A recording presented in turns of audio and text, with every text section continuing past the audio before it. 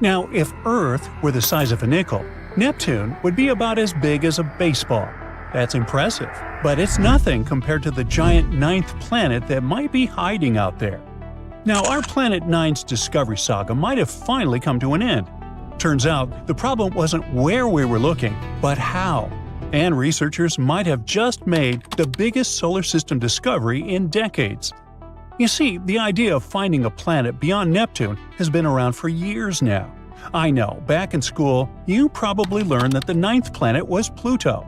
But forget about Pluto. It's been demoted to a less fancy category since 2006. What I'm talking about is the Planet 9, a hypothetical giant planet that could be our cosmic neighbor. We've never actually seen it, but scientists are pretty sure it's out there somewhere, hiding in the outer solar system. To explain why they think that, we need a sheet of paper. Hey, here's one. We place a coin on it, and suddenly, it starts to move. Unless we're talking about some kind of superpower, there's no way this coin is moving on its own, right? So, you figure someone must be on the other side, holding a magnet and moving it around. You can't see the magnet, but it explains why the coin is moving. That's kind of what's happening with Planet 9. We can't see it, we can't prove it, yet, but its existence could explain the strange movements we see out there in space. For example, the planets in our solar system orbit on a flat plane that's tilted about 6 degrees relative to the Sun. But why 6 degrees? Well, no one really knows for sure. Some scientists think those orbits might be slightly tilted because of the pull of a ninth planet. Its existence could also explain the unusual paths of smaller objects in the distant Kuiper Belt, a region full of icy debris that stretches far beyond Neptune's orbit. Back in 2016, researchers from Caltech published a study about Planet 9. They suggested it could have a mass about 10 times that of Earth and follow a highly elongated path. That's a scientific way of saying it takes forever to make one trip around the Sun. Because of that, it would be located in the outer solar system, far, far away. It would orbit the Sun about 20 to 30 times farther out than our most distant planet, Neptune. According to scientists, Planet 9 would take up to 20,000 Earth years to complete just one full orbit around the Sun. Since it's crazy far out there, it's almost impossible to see it. So, as cool as this hypothesis sounds, we've never found solid evidence that Planet 9 actually exists. But we might be pretty close. In May 2025, a team at National Tsinghua University might have made one of the most exciting solar system discoveries ever. Alright, so there's a hypothesis that Planet 9 hasn't been discovered yet because we haven't been using the right method. This new study raises an interesting question. What if Planet 9 actually looks brighter in infrared light than it does in visible light? Let me explain. Scientists have been trying to spot Planet 9 by its reflected light. But here's the problem. To spot it in visible wavelengths, sunlight would have to travel all the way out to Planet 9, bounce off its surface, and then travel all the way back to Earth. If a Neptune-sized planet were about 10 times farther away than Neptune, it would look about 10,000 times fainter. But a planet's own thermal radiation, its heat, only has to make a one-way trip. So in infrared light, Planet 9 would only be about 100 times fainter. That's why it makes more sense to look for it using space-based infrared telescopes. And that's the idea behind this new study. The team started digging through archives, searching for old infrared sky survey data, and they pulled it from two main sources. First, IRIS, a satellite launched in the 80s that scanned the sky for almost a year. Then, the Japanese satellite Akari, another infrared observatory that operated between 2006 and 2011. So basically, they compared objects that showed up in IRIS database and noticed which ones had moved by the time Akari took its observations. And by doing that, the researchers found something incredible, an object that might just be our long-lost ninth planet. Because if something moves, it could be a planet orbiting the Sun, right? And yeah, they did find some celestial objects showing tiny movements. But before jumping to conclusions, they had to rule out the parallax effect. And that's something really important when we're talking about solar system discoveries. To explain it, I need you to do something. Hold one finger in front of your face. Close one eye, and now switch. Your finger seems to move a tiny bit, right? That's because you're looking at it from a slightly different angle, from one eyeball to the other. The same thing happens when we look out into space from Earth. Since our planet orbits the Sun, our view of very distant objects shifts just a little. That effect is called parallax. My point is, because of this effect, Planet 9 would appear to move across the sky as Earth goes around the Sun. On any given day, it might seem to be in one spot, but 6 months later, when Earth is on the opposite side of the Sun, it would look like it shifted. 6 months after that, it would seem to move back again. Scientists had to account for parallax. Actually, they had to remove its effects. So the team looked at images of the sky taken on the same date every year. Because on that same date, Earth is always in the same spot in its orbit. That means if Planet 9 is real, it would show up in the same place in those images every year. No fake wiggle from parallax, just its real position. This careful search led them to a single object, a tiny dot in the infrared data. This strange little spot had moved slightly along its orbit around the Sun over the 23 years between Iris and Akari. Wait, could that be it? Did astronomers just confirm a hidden planet? Well, maybe. But don't get too excited. The data we have on its motion over that time is not enough to figure out its full orbit. So, for now, we still can't say for sure if this mysterious object is really Planet 9. It's definitely a strong candidate, though. Based on how bright the object appears, the team estimates it could be pretty massive, and that came as a big surprise. You see, previous NASA research ruled out any Jupiter-sized or Saturn-sized planets hiding out there, but a smaller world would have gone undetected. So the scientists were looking for something just a bit bigger than Earth. But it turns out this mysterious planet might be more massive than Neptune. Now that they discovered Planet 9, supposedly at least, the plan is to keep tracking it and collecting new data. But don't think the road ahead will be easy. Because since the Akari satellite spotted it for the first time, that object didn't just sit still. It's been moving slowly through space ever since. So now scientists need to use regular telescopes on Earth to look for it again. And here's the tricky part. They're not exactly sure where it moved to, so they have to search a pretty big patch of the sky. And so far, no matching object has been found. Whether this really turns out to be the Planet 9 discovery or not, only time will tell. For now, its existence is still up for debate. But with powerful new technology on the way, like NASA's Nancy Grace Roman Space Telescope, astronomers are more determined than ever to uncover the truth. And if Planet 9 really is out there, hiding in the cold, dark edges of our solar system, it's running out of places to hide. So, planets with two suns, like Tatooine from Star Wars, used to sound like pure fantasy. For decades, scientists believed these systems were too unstable to exist. Two stars tugging at a planet should fling it into space or drop it into one of the suns. Except, it turns out that nature didn't get the memo. Astronomers have found a planet calmly orbiting two stars like it's no big deal. This planet lives closer to its two parent stars than any other directly imaged planet in a binary star system astronomers have ever seen. Now, direct imaging means they saw the planet's light, not just its shadow. The whole system sits about 446 light-years away, so the light we see from it today left before humans ever built modern cities. This space monster is roughly 6 times the mass of Jupiter. And even more surprising, the planet is only about 13 million years old. That sounds ancient until you zoom out a little.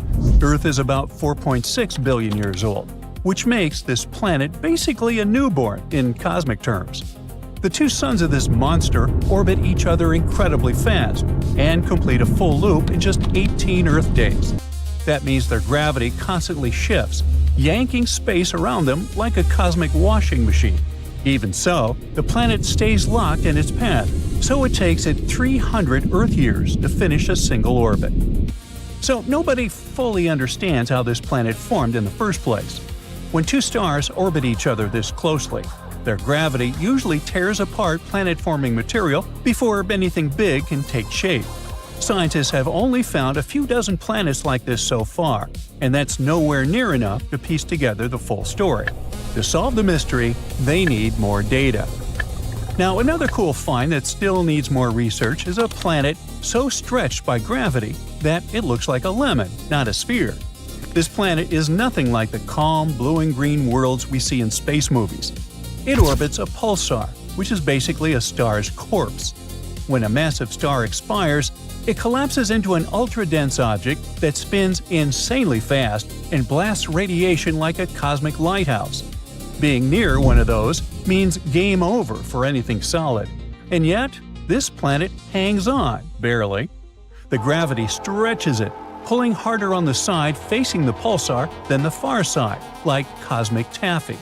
And here's where it gets extra unsettling. When scientists analyzed this planet's atmosphere, they didn't find water or oxygen.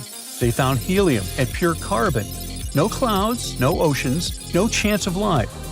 According to everything we know about planet formation, this world shouldn't exist at all. So it might not be a planet in the normal sense. It could be the exposed core of a star that got shredded, leaving behind something stuck between planet and stellar corpse.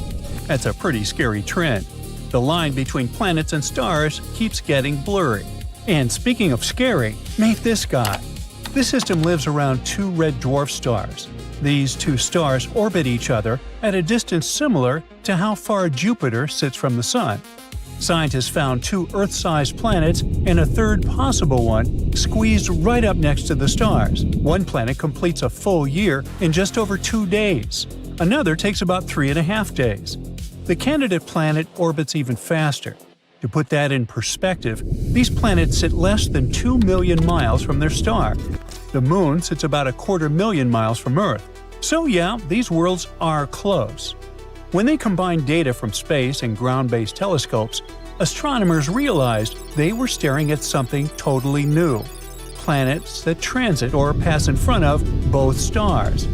Most planets in double-star systems orbit only one star, and this setup shouldn't last long according to the rules of physics. But these planets exist anyway, calmly breaking the rules. So this guy proves that planet formation works in ways we still don't fully understand, and space clearly enjoys messing with our expectations. Now, let's crank up the horror a notch. Astronomers made the first ever 3D map of a planet outside our solar system. And not just any planet. This one is so hot it literally tears water molecules apart. As the planet moved behind its star, the James Webb watched tiny changes in the star's light at different colors or wavelengths. Some colors get absorbed by water vapor, others don't. By stacking all that info together, scientists figured out temperatures at different heights and locations in the planet's atmosphere. And that's how they learned that parts of its atmosphere heat up to nearly 5,000 degrees Fahrenheit, hotter than molten lava. This superhot planet sits about 400 light-years away and weighs around 10 times as much as Jupiter. It races around its star in just 23 hours. 1 year there is basically a day. And because it's so close, the temperatures get so high. Winds try to move heat around, but they totally fail. WASP-18b's atmosphere barely has any water and instead overflows with carbon monoxide. Astronomers once believed water should be common in giant planet atmospheres. This world proves water is optional, not guaranteed. Now, magma worlds are another perfect proof of that. There's a huge group of planets called sub-Neptunes, planets bigger than Earth but smaller than Neptune. For a while, some scientists hoped these worlds were Haitian planets, covered in deep oceans of water or ice, wrapped in thick atmospheres. One famous example was K2-18. Its atmosphere showed methane and carbon dioxide, but almost no ammonia. But as it turned out, lava dissolves ammonia too, so the missing ammonia doesn't prove water at all. It could just mean the planet has a global ocean of magma instead. The researchers modeled how these planets heat up, cool down, and evolve over time. They asked a simple question: do these planets ever cool enough to stop being lava worlds? And the answer was almost never. When they tested thousands of known sub-Neptunes, they say almost all of them are likely lava worlds, not water worlds. In simple terms, these planets don't breathe water vapor, they breathe rock vapor. Their atmospheres come from magma boiling, not oceans evaporating. And that changes everything. Many worlds we once labeled maybe habitable turn into hellscapes the moment you run the numbers honestly. And that means space isn't hiding Earth clones, but mass-producing furnaces and other sorts of monsters. Take this bad boy, for instance. It sits only about 64 light-years away, which is uncomfortably close in cosmic terms, and it's the nearest hot Jupiter to Earth. From afar, it looks stunning, a smooth, deep blue marble floating peacefully in space. But that color hides something absolutely brutal. On this planet, it rains glass, sideways. Winds scream across the atmosphere at around 5,400 miles per hour, fast enough to shred anything instantly.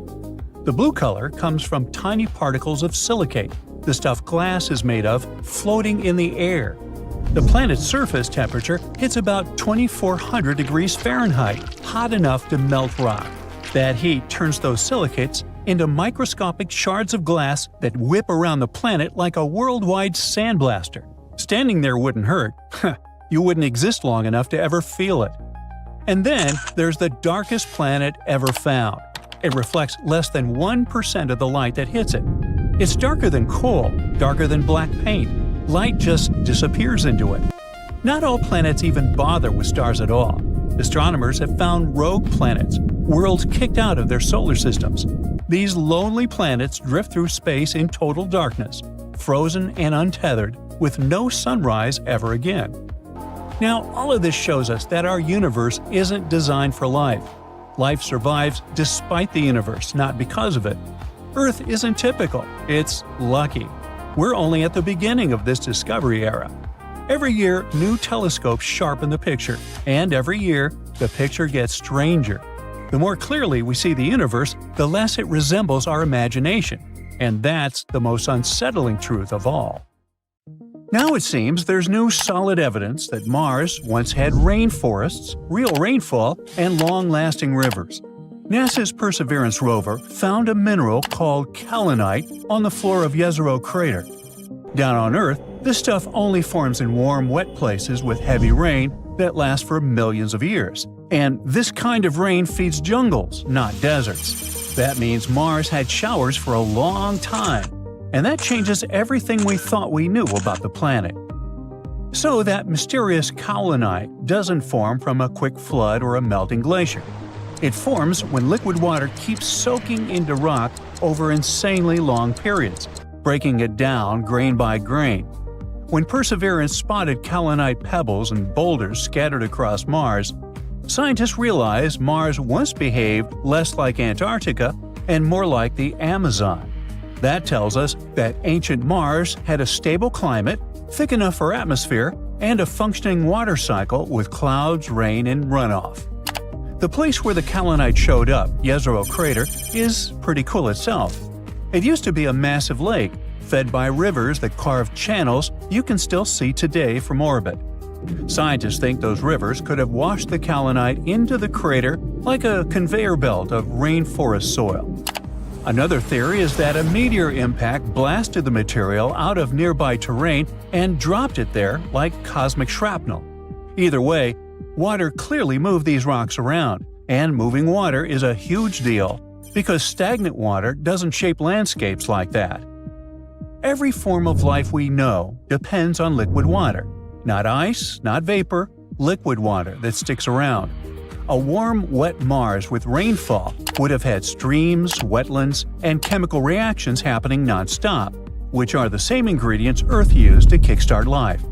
Now, this doesn't mean Mars definitely had some creatures waving at the sky, but the planet checked way more boxes for habitability than we ever expected it to.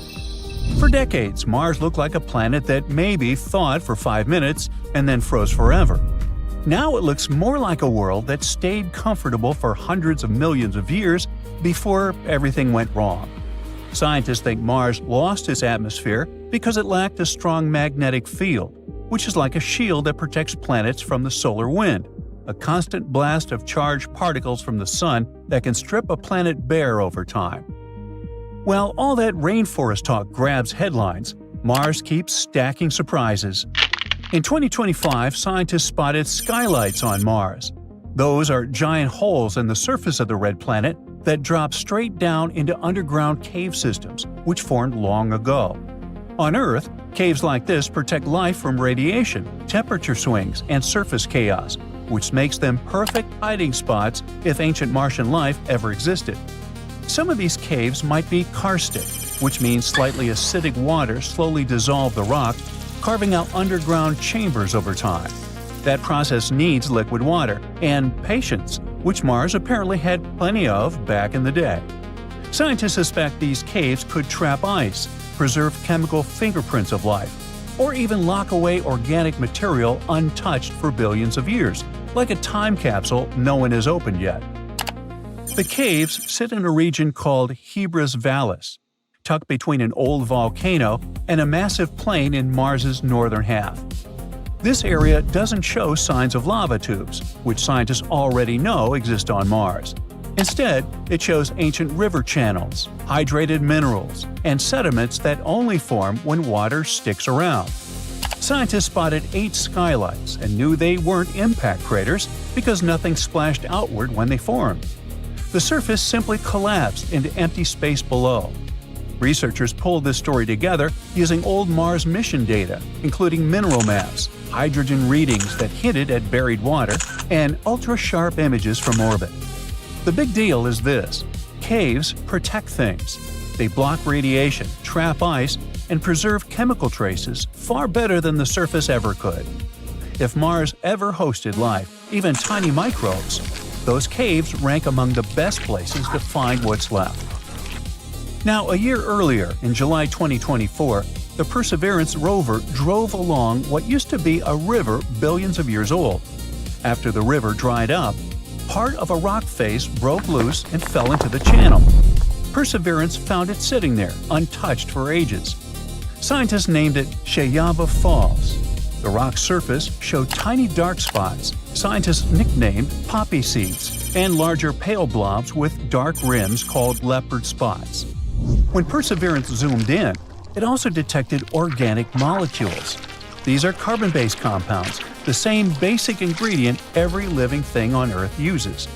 Scientists predicted years ago that if Mars ever hosted microbes, rocks like this one would exist. These spots matter because life needs energy. Some organisms use sunlight, others eat chemistry. Microbes can survive by moving electrons between chemicals, kind of like stealing spare batteries to power themselves. At Sheyava Falls, scientists think microbes could have taken electrons from organic compounds and handed them to iron in the rock. That reaction releases energy that microbes can use to survive. So, Sherlock, the evidence lines up. The dark dots and rims contain a mineral called vivinite, which only forms when iron gains electrons. When iron changes this way, it loses its rusty red color and turns pale. That explains why the centers of the leopard spots look lighter. Perseverance also found another mineral there called greigite. Greigite needs sulfide to form, and microbes can create sulfide by feeding electrons to sulfate, another chemical found in the rock. Now, scientists can't fully analyze this rock yet, but they already have one tool down on Earth, the kind so small you'd miss them unless you knew exactly how to look.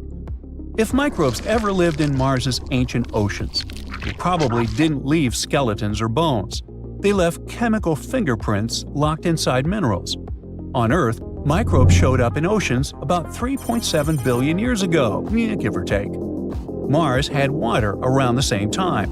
When water evaporates, it leaves minerals behind, and some of those minerals can trap microorganisms like bugs and amber. On Mars, scientists expect sulfate minerals to play that role. On Earth, gypsum does the same thing. To test this idea, researchers went to a gypsum quarry in Algeria. Millions of years ago, the Mediterranean Sea almost dried up and left thick gypsum layers behind. Those layers preserved ancient bacteria inside them. All this makes the site a perfect Mars stand-in.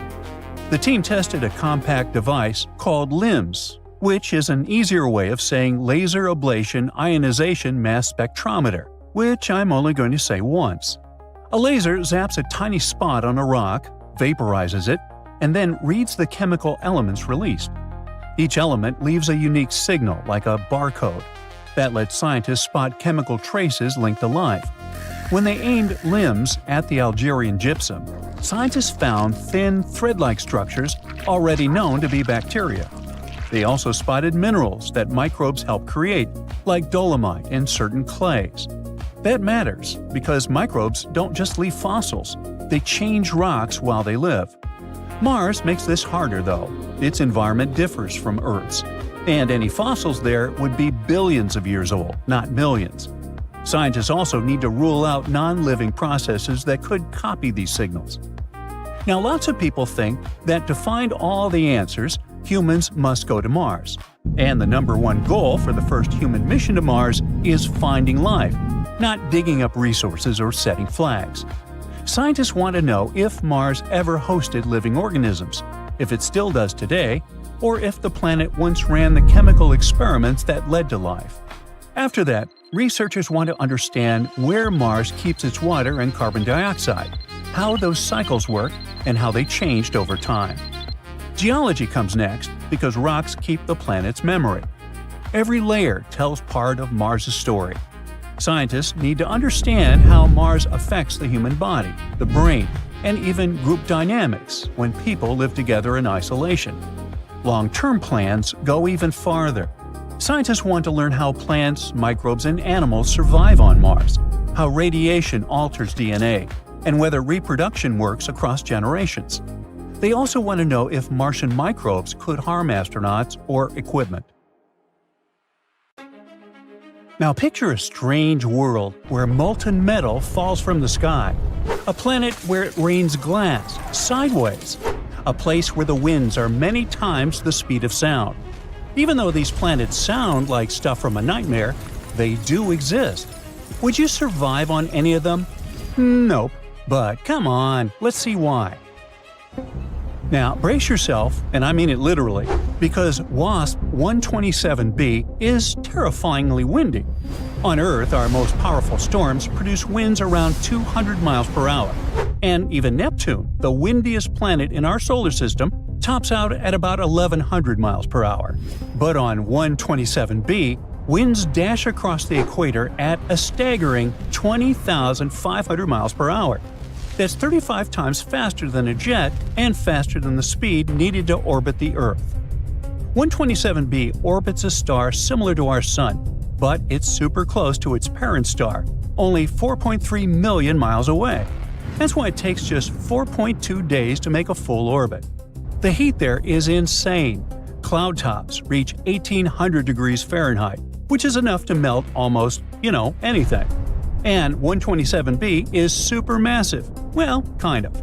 It's a gas giant with a diameter 1.3 times that of Jupiter, but only 1/6 of Jupiter's mass, which makes it a giant, hot, puffy balloon floating in space. The planet's atmosphere is so expanded that it's basically a boiling, raging storm globe, completely unlivable. If you somehow ended up on 127b, survival would be, impossible. The winds would toss you around, the extreme heat would cook you, and the planet itself would offer no solid ground to stand on. You wouldn't be able to breathe, move, or survive even for a second in these extreme conditions. But shockingly, that's not the worst planet you could land on. Imagine a world where it literally rains iron. This is WASP 76b, a planet so close to its star that the day side scorches at over 4,300 degrees Fahrenheit, hot enough to vaporize metals into gas. The night side is cooler, but still a blistering 2,500 degrees. Such a temperature makes those metals condense into clouds and rain down, like molten malted milk balls falling from the sky. The planet orbits its star every 43 hours, and it's tidally locked, which means that one of its sides always faces the star. The winds on the planet are absolutely insane, blowing up to 11,200 miles per hour. They zoom across the planet, fueled by the extreme temperature difference between day and night. And 76b is huge. It's a gas giant twice the size of Jupiter. It's practically sitting on the edge of its star's outer atmosphere. Scientists say we don't fully understand the physics here. Eventually, this planet could spiral into its star, or radiation could strip away its atmosphere, leaving only a scorching rocky core. Now, a human on 76b wouldn't last a fraction of a second. The day side would instantly vaporize you, just like the night side. And don't forget about the winds. You'd be ripped apart before you even touch the ground. An iron rain would slam down around you like fiery pellets. Sounds like a place to avoid. Now, if you're looking for long-term real estate investments, avoid WASP 12b. This planet is over 1,300 light-years away in the Auriga constellation. It orbits its Sun-like star extremely closely, completing one orbit in just over one Earth day, about 26 hours. The planet's surface temperature reaches nearly 4,600 degrees Fahrenheit. It is 40% more massive than Jupiter, but powerful tidal forces stretch it into a football shape. But the main problem is that the atmosphere of this planet has expanded to nearly 3 times Jupiter's radius and is being pulled onto the star. And that means the planet is slowly being destroyed. Astronomers think that in about 3 to 10 million years, the planet could be gone for good. They found a huge cloud of stuff flying off the planet, including chemicals never seen on other planets before. No one would survive on 12b. The surface temperature is hotter than molten lava or any furnace on Earth. Any protective suit would fail instantly. The atmosphere is being ripped away by the planet's star, so there's no breathable air, just superheated hydrogen and helium streaming away into space. Plus, the gravity is extreme, so moving there would be, well, impossible. In any case, you would be vaporized almost instantly before trying to take a step. But however bad this planet sounds, the next world on our list beats it, because it rains glass on this planet. HD 189733b, I'll just nickname it Bubba, is a truly terrifying place, just 64.5 light-years from Earth. It's a gas giant, slightly bigger than Jupiter, and about 11% wider. But don't let that fool you. This world is a nightmare. Winds roar across the planet at up to 5,400 miles per hour, which is about 7 times the speed of sound. Temperatures soar between 1,600 and 2,200 degrees Fahrenheit, hot enough to melt metal. The planet also spins incredibly fast, completing one orbit in just 2.2 days. It races around its star at roughly 341,000 miles per hour. Its cobalt blue color comes not from water, but from a scorching, hazy atmosphere filled with silicate clouds. These clouds can condense into glass, and the planet's hurricane-force winds likely fling it sideways, making the rain fatal. Bubba is a hot Jupiter, a huge gaseous planet racing in a tight orbit around its star. It's also one of the most extreme, hostile worlds astronomers have ever found. If you somehow ended up in this world, survival would be out of the question. The heat alone is lethal. Insane winds would slam you around. An umbrella wouldn't save you from glass raining sideways, which would shred you in seconds. In short, you wouldn't last a heartbeat in this inhospitable world. But there's a planet that makes almost every other world look tame. It's Gliese 436b. It's small for an exoplanet, roughly the size and mass of Neptune, but don't let that fool you. Its proximity to its star turns it into one of the most extreme planets we know. 436b orbits a red dwarf star just 2.5 million miles away. To put that into perspective, Mercury, the closest planet to our Sun, is nearly 36 million miles out. This means that 436b races around its star every 2 days and 15.5 hours. That's lightning fast. A year there is shorter than a long weekend on Earth. The surface temperature is a balming 820 degrees Fahrenheit, which doesn't sound too bad in comparison. But there's the twist. The planet is covered with ice. Now, that's not ordinary ice though. This is Ice 7, a dense, crystalline form of water created under unimaginable pressure. Imagine water so tightly packed that instead of melting under extreme heat, it remains solid. Scientists call it burning ice, and it's a form of ice that Earth laboratories can only replicate under controlled conditions. The atmosphere of the planet is just as bizarre. The planet is mostly hydrogen, like a gas giant, but it contains 7,000 times less methane than expected. Instead, astronomers find a surprising amount of carbon monoxide, which shouldn't survive in such heat. To make it even stranger, 436b is losing its atmosphere. The planet is wrapped in a huge cloud of hydrogen, probably pushed out by the strong gravity from being so close to its star. This cloud is 50 times bigger than the star itself. Unlike a comet's tail, it doesn't get blown away. It follows the planet. Astronomers think that 436b has already lost up to 10% of its atmosphere. Now, if a human, like you, somehow landed on Gliese 436b, survival would be impossible from the first second. The surface temperature is hot enough to vaporize skin and incinerate anything exposed. The gravity is crushing because the planet is dense and packed tightly with matter, which would make a person feel like trying to lift a car with every step. Even worse, can it get worse? Yes. The atmosphere is mostly hydrogen with high levels of carbon monoxide. Breathing would be instantly toxic, and a single inhale would shut down your lungs. And that burning ice is so solid under pressure that even if you somehow avoided the heat and toxic air, the ground itself would be a strange, brittle, crystalline surface that could fracture or collapse underfoot. Add to that the planet's rapid orbit. Completing a full year so fast means winds and atmospheric currents are extreme. No shelter, no suit, and no parachute could protect you.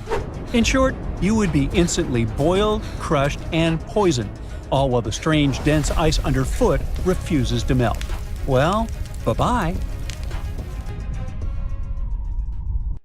For what seems like ages, scientists have been hunting for another Earth, perhaps to find cosmic neighbors, or maybe just to have a backup planet for potential relocation in case we can't turn this one around. Now, thanks to the James Webb Space Telescope, they might finally have a strong candidate. It's called TRAPPIST-1e and is located 40 light-years away. 1e orbits a small star called TRAPPIST-1. It's an intriguing system that has 7 Earth-sized planets, all of which are nicknamed with letters from B to H. While 40 light-years won't be reachable anytime soon, that's still close. Well, in space terms at least. Our galaxy, the Milky Way, is about 100,000 light-years across. So compared to that, 40 is like a walk down the driveway. Or at least will be if our spaceships achieve a speed close to the speed of light, just like in the movies. Remember, a light-year isn't a measure for time. It's how far light can travel in 1 year, which is close to 6 trillion miles, which is a lot of zeros. So multiply that by 40 and you get the location of TRAPPIST-1. So bring a big lunch. T1 is a red dwarf, a type of star that's basically like a dimmer and smaller version of our Sun. It's only a bit bigger than Jupiter. Among this family, 1e sits in the star's sweet spot, the so-called Goldilocks zone. Not too hot, not too cold, at a distance where liquid water could exist on a planet's surface if it has the right atmosphere. Perfectly habitable, at least for creatures resembling Earth's residents. However, it's not just located at just the right distance, which is a huge plus. 1e also happens to be a rocky planet. Its size and mass are close to Earth's, which suggests it has a similar density and structure, as well as similar gravity, meaning no cool jumps like on the Moon. Now, Webb has picked up hints that there could be an atmosphere. The planet might be wrapped in gases like nitrogen, carbon dioxide, and methane. We have such a mix over here, too. Earth's air is built from the same elements. Atmosphere matters. Mars lost most of it, Venus has too much, and Earth got it just right. That's why we have cozy weather and oceans. If 1e really does have something similar, it could mean clouds, rain, and maybe even seas. The stuff that would make Earthlings feel at home. However, here is where it gets interesting. We mentioned that 1e is a red dwarf star, and that makes it dim, hundreds of times dimmer than the Sun. If you were standing on 1e, the star would look way bigger in the sky than our Sun does here. But it would glow red and dull. It would be like living under a never-ending sunset. You might think, sweet, it would be romantic, until it gets old. I mean cold. It has to be freezing, right? After all, how can such a faint star provide enough heat for life the way our sun does? Well, funny enough, you won't need super winter-resistant jackets. The trick is distance. TRAPPIST-1e orbits extremely close to its star, just about 3% of Earth's distance from the Sun. If the planet were sitting where Earth is, it would be a ball of ice. But being so close also means that its year is only around 146 hours. That means it takes 6 Earth days for 1e to resolve around T1. Celebrating birthdays every 6 days sounds like a great deal, huh? That's a lot of cake. But wait, does that mean that each season would last about 36 hours? No, because the planet is almost certainly tidally locked. That means one side bakes in endless daylight and the other side is stuck in eternal night. Not exactly Earth 2.0. Without an atmosphere, you'd get a scorched wasteland on one side and an ice cube on the other. But with an atmosphere, the air can spread the heat around, smoothing things out. In theory, the comfiest spot might actually be the twilight strip between day and night, the so-called Terminator line. Again, a permanent sunrise or sunset. Instagrammers would love it. Red dwarfs are actually the most common stars in our galaxy, making up about 70% of all the stars we know about. And they live practically forever. Our sun is projected to last 10 billion years. Red dwarfs could go on for trillions. It's more than enough time for life to develop. However, the short straw is that red dwarfs are kind of feisty. They erupt with powerful flares that blast out intense radiation. So, for planets orbiting so close, those flares can strip away atmospheres and sterilize the surface. It's like having a dream house with a beautiful view near a dynamite factory. Oops. That's what makes TRAPPIST-1e so exciting. If it does have an atmosphere, it would mean it somehow resisted billions of years of flare activity. And it might not be the only one. There could be plenty of exoplanets like this out there. Now, you may be wondering how scientists could possibly know what's going on with a small planet that's so far away.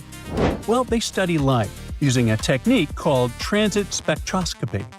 When TRAPPIST-1e passes in front of its star, the light filters through its edges, revealing clues about its air. Repeat enough times, and we start to see what it's really like. That's one of the most important features of the James Webb Telescope. It doesn't just snap pretty pictures. It dissects that light into thousands of slices, each revealing a different clue. It's also great when you remember that E1 is just one of 7 planets that orbit so close. So scientists have a lot to study in that part of the universe. Each transit gives them a little more data, and after enough passes, they can start to rule things out.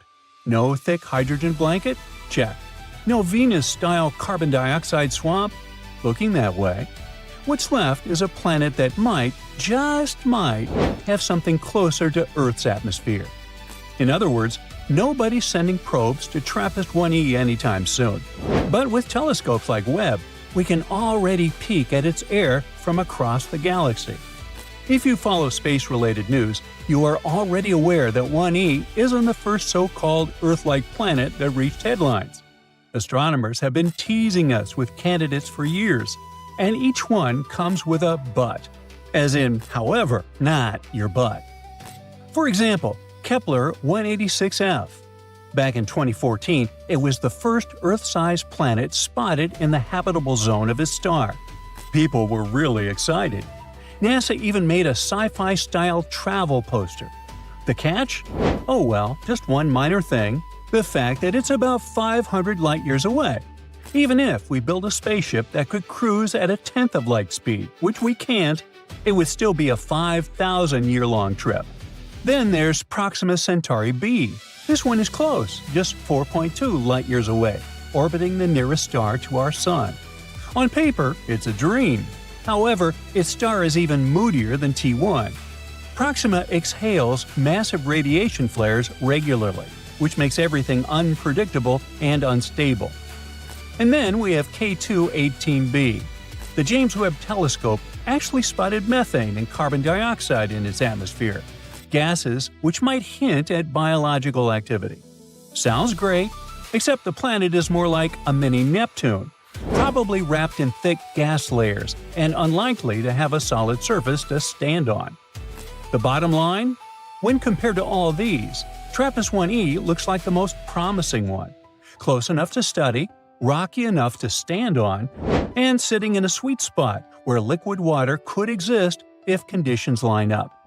Of course, we still need more data. 1e could turn out to be a barren rock. But the bigger story is that we're getting better at this. A few decades ago, we didn't know if other solar systems even existed. Now, we've found over 6,000 exoplanets, with more getting added almost every week. Odds are, plenty of them will be rocky, Earth-sized, and orbiting in the Goldilocks zone. Maybe we can't go there, but they could mean the discovery of extraterrestrial life. That's the exciting part. Every time Webb or the next generation of telescopes take a look, we inch closer to answering the big question: are we alone, or is the universe full of neighbors? Hey, get your dog off my lawn. Hey, scientists may have just found a new planet that looks a lot like Earth, with a big icy catch. This world is about 150 light-years away, rocky, and circles a sun-like star on a schedule pretty close to ours. At first sight, it sounds promising, right?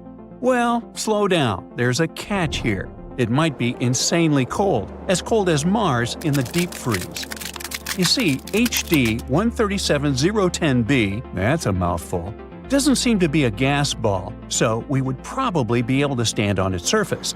It's a little bigger than Earth and goes around a star that's pretty similar to our Sun. This star is about 146 light-years away from our planet, which, in space terms, is close enough for scientists to study it instead of just, squinting at it.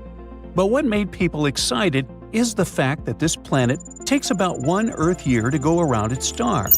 Now that's a big deal, because most exoplanets dash around their stars in days or weeks. Even better, this newly discovered one might sit right on the outer edge of the habitable zone, also called the Goldilocks zone. This region is not too hot and not too cold, which means that liquid water might exist on the planet if it has the right atmosphere. A big if, but still cool. Another thing that makes this planet extra special is how we see it. From Earth, it actually passes in front of its star. Imagine a tiny bug crawling across a flashlight beam. You got it. That makes it way easier for scientists to study things like its size, orbit, and maybe even what its atmosphere is made of. And if all of this checks out, it could be one of the best Earth-like planet candidates we've ever found. And now, the bad news. This planet does not get much sunlight. HD 137010b gets less than 1/3 of the heat and light Earth gets from the Sun. Even though its star is similar to our Sun, it's basically the Sun's quieter, dimmer cousin. Same type, lower wattage. What does that mean for the planet? It could be insanely cold. Scientists think the surface temperature might max out at around -90 degrees Fahrenheit. And that's not a grab-a-jacket cold, that's your face freezes right away cold. For comparison, Mars has an average temperature of around -85 degrees Fahrenheit. So this planet could actually be colder than Mars, a frozen desert, not to be confused with a frozen dessert, that looks like it gave up on life a long time ago. Another plot twist: this planet isn't officially a planet yet. At the moment, it's still labeled a candidate. Scientists usually confirm planets by watching them pass in front of their star over and over again. Every time that happens, the star dims just a little bit. But with this new space body, we've only seen one transit, a single 10-hour-long mini-eclipse, spotted during Kepler's second mission, called K2. Even with that one pass, astronomers could still learn a lot. They measured how long the planet's shadow took to cross the star, about 10 hours. For comparison, Earth takes about 13 hours to cross the Sun. Then, they plugged that into orbital models and estimated that the planet probably takes about a year to go around its star. That's impressive, but it's still not enough. Astronomers need to see that dip in starlight repeat on schedule to be sure it's really a planet and not some weird stellar wanderer. Unfortunately, this planet orbits far out, and those transits are rare. You don't get one every few days or weeks. You might have to wait a year or more for the next one. That's one of the big reasons Earth-like planets are so hard to find in the first place. So now, scientists are just hoping that other space telescopes can help out. NASA's TESS might catch another transit, or Europe's Cheops telescope could help pin it down. If neither of those catches it, we might have to wait for the next generation of space telescopes to get better data. Because even though this planet sounds like an ice cube in space, it's not totally doomed. If it has a thick atmosphere, especially if it's rich in carbon dioxide, it could trap heat really well, like a planet-sized winter coat. In that case, the planet might actually have a mild climate, or even liquid water on its surface. Well, based on computer models, scientists say there's about a 40% chance this distant world sits in the safe, conservative, habitable zone. A chance that is located in a more relaxed, optimistic habitable zone reaches 51%. But there's also a 50-50 chance that the planet is actually outside the habitable zone altogether. In other words, this planet is basically a cosmic coin toss. It could be a frozen wasteland, worse than Mars, a chilly, barely survivable world, or a watery planet hiding under a thick atmosphere. HD 137010b isn't the only place that has the potential to host human civilization in the future. In recent years, astronomers have been spotting new super-Earth planets orbiting remote stars. Now, checking our space vocabulary, super-Earth means a planet beyond the solar system with a mass higher than that of Earth, but below those of the ice giants of the solar system, Uranus and Neptune. One of those planets is Gliese 667cc. It's just 22 light-years from Earth. But even though it seems pretty close, it's still around 129 trillion miles away from us. That's around 1.4 million times the average distance from the Earth to the Sun, so very, very far. The planet itself is around 3.8 times as massive as Earth, and completes one orbit around its host star within 28 days. In other words, a year on that Earth-like planet is 13 times shorter than a year on our planet. Luckily, the star is a cool red dwarf, so the exoplanet most likely lies in its habitable zone. But there's still a chance that this world might be regularly baked by the flares from its parent star. Then there's Kepler-22b. This world is way farther away than the previous world, more like 600 light-years away from our planet. It's larger than Earth and is about 2.5 times our planet's size. Sadly, we still don't know whether this planet is rocky, liquid, or gaseous. The orbit of Kepler-22b is pretty similar to Earth's. It takes the planet 290 days to orbit its G-class star, which is kinda similar to our Sun. But this star is smaller and colder than ours. Now, don't confuse this world with Kepler-69c. It lies a whopping 2,700 light-years away from us and is almost 70% larger than Earth. Researchers know nothing about its composition, but they found out that the planet needs 242 days to complete one orbit. This makes its position in its system similar to that of Venus in our solar system. At the same time, this world might be more hospitable than Venus since its host star is a bit less luminous, 80% of our Sun. As for our Venus, it's an extremely hostile place. You don't want to go there. A runaway greenhouse effect caused by an atmosphere that's about 96% carbon dioxide traps the heat. That pushes surface temperatures up to around 878 degrees Fahrenheit, which is hot enough to melt lead. On top of that, the air pressure is about 90 times stronger than that of Earth, and the whole planet is covered in thick clouds of corrosive sulfuric acid. Oh boy. Compared to our neighbor, TOI 733b seems like a pretty friendly world. This planet was found in 2023. It's floating 245 light-years away from Earth. The coolest thing about this planet is that it might have a massive ocean. According to scientists, this planet is likely to be completely covered with water. Does it mean there could be life on this super-Earth? Well, time will show. And who knows? Maybe soon we'll find even more planets that could become a new home for people looking to explore the universe. As for HD 137010b, the fact that it checks so many Earth-style boxes makes it a really interesting find. It's not a backup Earth yet, but it makes scientists stop and say, okay, this one's worth a closer look, or something similar. Africa is ripping itself apart. A giant crack is tearing through the continent and stretching south like a zipper being pulled open, and it's happening faster than anyone expected. Now, scientists think the main trigger might not be buried deep inside Earth, but up in the sky.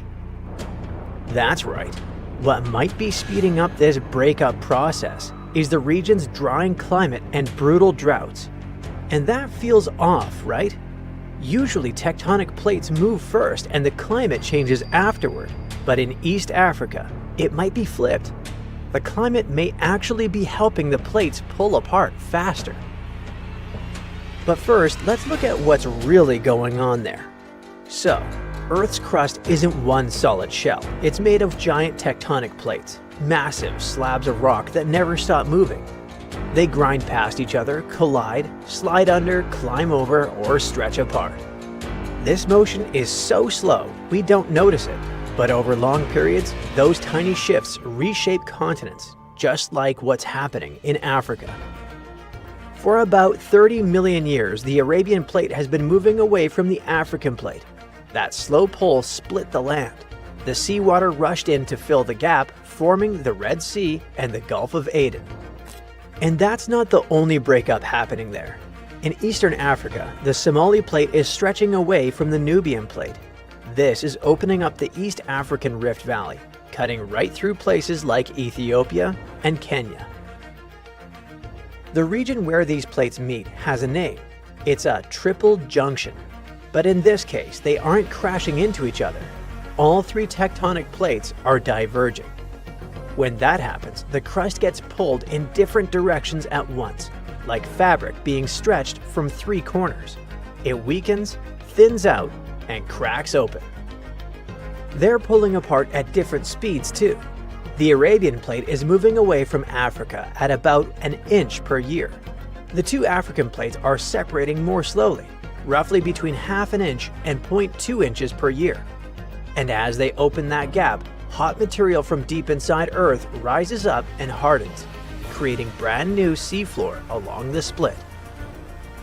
I know, a few inches per year sounds ridiculously slow, but what makes this event so fascinating is that we're watching it happen in real time. We can actually see Africa slowly breaking apart, and it's terrifying.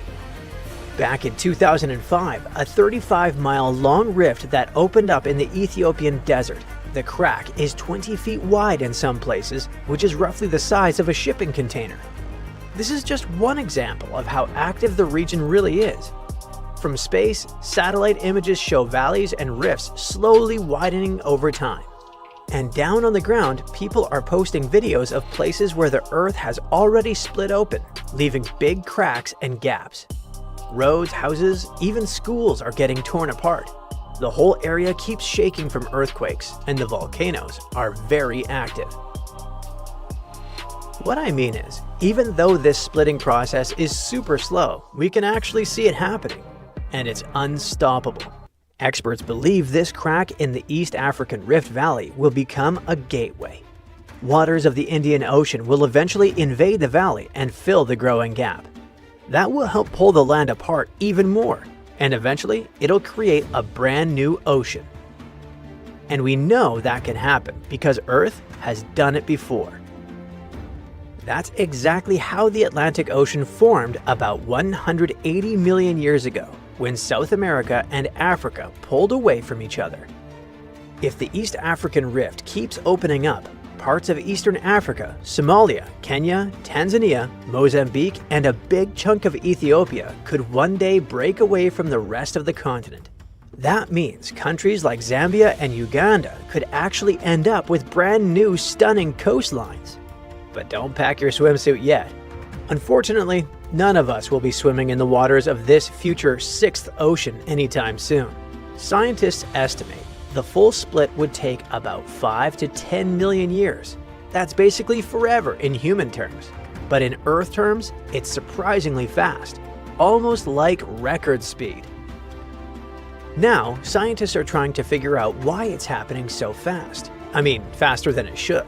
And here's a new intriguing possibility: a drying climate.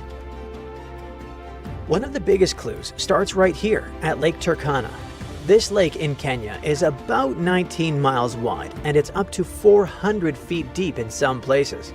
But that's nothing compared to more than 5,000 years ago, when the lake level was up to 500 feet higher.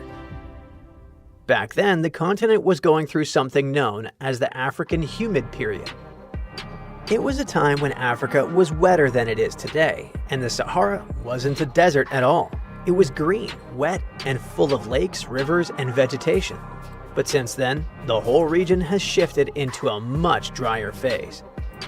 So researchers took sediment samples from the bottom of Lake Turkana to figure out past water levels and how sediment washed into the lake over time. And while they were doing that, they noticed something else. Those sediment layers preserved lots of tiny faults and even the fingerprints of ancient earthquakes. Wait, wow! That means Lake Turkana might not be a simple lake. It could actually be one huge crack in the earth that eventually filled up with water. In other words, it could be a direct result of this whole rifting process. And now scientists think the same thing might be true for other deep, narrow lakes in the region, like Lake Malawi along the Tanzania-Mozambique border. So, scientists came up with a wild theory. What if these lakes are helping split Africa apart faster? Okay, maybe the theory isn't that wild. After all, water can indeed affect tectonic plates. For example, when glaciers melt and disappear, all that weight is removed, and the land underneath slowly pops back up, kind of like bread rising after you take something heavy off of it. That's called isostatic rebound, and big amounts of water can do the opposite. They press down on the crust, which can also affect things like faults and earthquakes. At Lake Turkana, something interesting shows up in the data. After the African humid period ended, the faults around the lake started moving faster, by about 0.007 inches per year. I know, that's a lot of zeros. But over thousands of years, that extra push can add up. And it could help explain why earthquakes might be more common in the region today than they were around 8,000 years ago. The study then ran computer simulations and found two likely reasons the shaking and fault movement sped up. First, there's less water pushing down on the ground. With that weight gone, the faults can slide more easily, like loosening a vise that was squeezing two pieces of wood together. Second, there's a volcano on an island on the south side of Lake Turkana. Deep underground, it has a pocket of hot, molten rock. When the lake level dropped after the African humid period, the pressure on the earth below eased up, like taking the lid off a pot. That lets the rock underneath melt a bit more. The extra melt flows into the volcano's magma chamber, swelling it up like a balloon. And that extra pressure can jolt nearby faults and trigger more movement. So yeah, drought and falling lake levels could be speeding up the splitting process. But it's not like the climate is creating the rift from scratch. It's more like the ground is already under tension, and the climate is giving it a little extra push. The real reason Africa is breaking apart might be related to something called superplume, an enormous column of scorching hot rock rising from deep inside the Earth. Think of it like a balloon underground that's slowly filling up. As it pushes upward, it puts pressure on the crust above it. Over time, that pressure weakens the crust and slowly cracks it apart. And even though none of us will be alive to see the final result of this process, it's still amazing to realize that we're watching a continent split, almost in real time. Did you know that the moon is rusting? No, not rustic, rusting. Well, that sounds impossible because rust needs oxygen, and the moon, well, it doesn't have it. Or so we thought. Apparently, Earth is leaking its air, and it's marinating the moon. It might have been like that for billions of years. What does this mean? And why do scientists say it's great news for a future lunar base? Well, let's find out. A few years ago, the Indian Space Research Organization sent a probe called Chandrayaan-1 to orbit the moon. Its mission was to take some nice pictures, but it also was carrying a NASA-built instrument designed to chemically map the surface. The readings came back showing something scientists didn't expect on the moon: hematite. It's an iron oxide, or in plain words, rust. It's the same red, rusty material that eats through your garden fence or a forgotten bicycle chain. Finding rust on Earth is normal because our planet is wet and airy. You need a strict recipe to make it happen. You need iron, you need water, and you need oxygen. The Moon already has the first ingredient for rust because its surface is rich in iron from billions of years of asteroid impacts. But the other two ingredients are missing. There is no atmosphere to provide oxygen, and there is no liquid water gathering on the surface. But it goes beyond that. Space actually hates rust. The Sun constantly blasts the Moon with the solar wind, a stream of fast particles made mostly of hydrogen. Well, these particles tend to strip oxygen away from rocks instead of adding it. All of that makes it obvious why hematite doesn't belong anywhere near our satellite. But these results don't lie. The presence of hematite means that somehow, despite the vacuum and the Sun's particle stream, the Moon is getting a steady supply of oxygen. It's not coming from deep space or the lunar core. Also, the rust isn't spread evenly. The data showed that the hematite is more concentrated on the side of the Moon that faces Earth. The far side is mostly clean. Now, the only oxidizer close enough to do the job is Earth. We learned at school that Earth's atmosphere ends at the Kármán line, about 62 miles up. That's where space officially begins. But that's just the thick part. In reality, Earth is wrapped in a gigantic invisible cloud of hydrogen called the geocorona. It's enormous. It glows in ultraviolet light, and it stretches almost 400,000 miles into space. That's farther than the Moon's orbit. This means that despite being very far away, the Moon is still within the outer edges of Earth's atmosphere. If you were standing on the Moon, looking back at Earth with a telescope that can see ultraviolet hydrogen, Earth wouldn't look like a blue marble. It would look like it's wearing a huge, fuzzy, glowing halo. Now, when we picture Earth and the Moon, we imagine a huge, clean gap between them. Two worlds separated by nothing. But that nothing isn't actually empty. The two are already connected by gravity, tugging on each other nonstop. But there's another kind of connection most people never think about. Earth is surrounded by an invisible force called a magnetic field. It's created deep inside the planet and stretches far out into space. We don't see it, but it's the reason compasses work and the Sun doesn't strip our atmosphere away. This magnetic field doesn't just stop at Earth's surface. It doesn't sit there like a perfect bubble either. The solar wind pushes on it non-stop, stretching it out behind Earth into a long magnetic tail that reaches hundreds of thousands of miles into space, like a tail trailing behind a moving comet. That tail is how Earth's oxygen ends up on the Moon. The Sun slams into Earth's upper atmosphere, knocking oxygen and nitrogen atoms loose and turning them into charged particles. Normally, they'd drift off into space, but because they're charged, Earth's magnetic field grabs them and sends them backward, down the magnetic tail. Most of the time, the Moon is off to the side doing its own thing. But once a month, right around the full moon, it slides straight into Earth's magnetic ponytail. Inside that tail, Earth blocks the harsh solar wind and gives the Moon a few days of calm. But it's still moving straight through particles leaking from Earth. Those particles collide with the surface and react with the iron in the soil. Repeat that long enough, and it adds up. Earth loses tiny traces of its air, and the Moon quietly collects them using its weak gravity like a slow, patient net. It's like driving behind a dirty truck. Dirt flies off of it, but you don't really notice until it starts sticking to your windshield. The same thing happens on the Moon, except, no windshield. We actually have proof of this happening in real time. A Japanese probe called Kaguya was hanging out in lunar orbit, and its sensors spiked when the Moon passed through Earth's magnetic tail. It detected a surge of high-energy oxygen ions.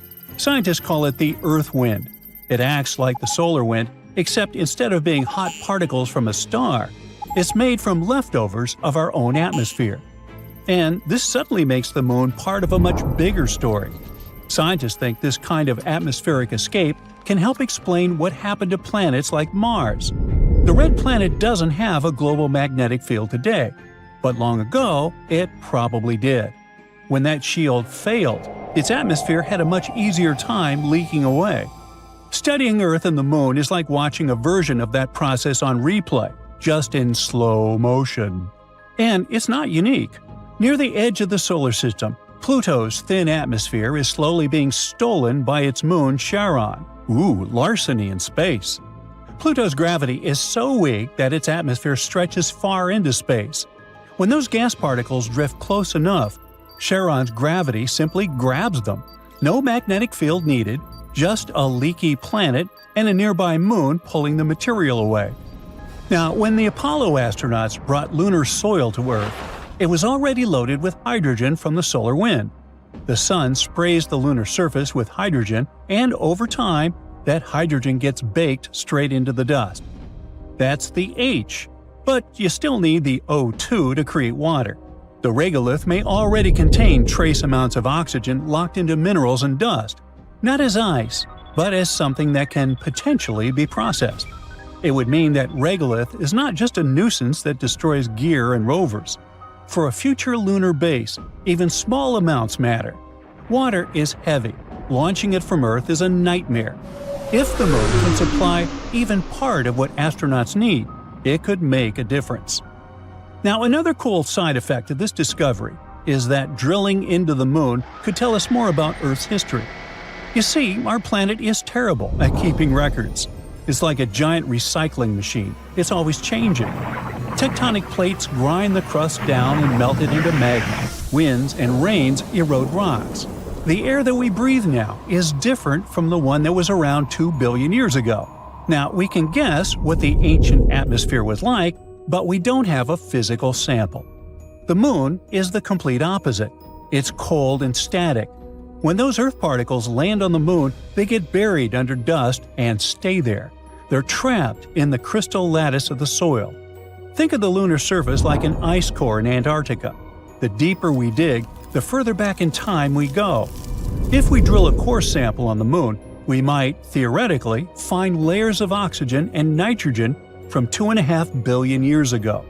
That is right around the Great Oxidation Event, when microbes first started pumping oxygen into our atmosphere. That could tell us something we don't know. It could prove that life started earlier than we thought. It could show us exactly how a dead planet turns into a living one. That's another answer you can give the next time somebody asks why we should go back to the moon. Also define the green cheese. Hey, just Google it.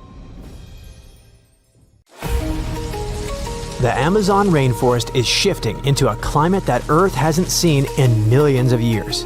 Scientists looked at decades of real data and had to invent a new word for it: hypertropical. In normal human language, it means hotter droughts that last longer, hit more often, and push the rainforest past its limits. So yes, hypertropical is not a lush jungle, but extra, as you might think. It's more like a tropical forest, but stressed out, overheated, and drying out like a sponge left on a radiator. The researchers behind this say these conditions have no current analog. All this is pretty worrying since the Amazon acts like a giant carbon sink that absorbs carbon dioxide from the atmosphere and stores it in trees and soil.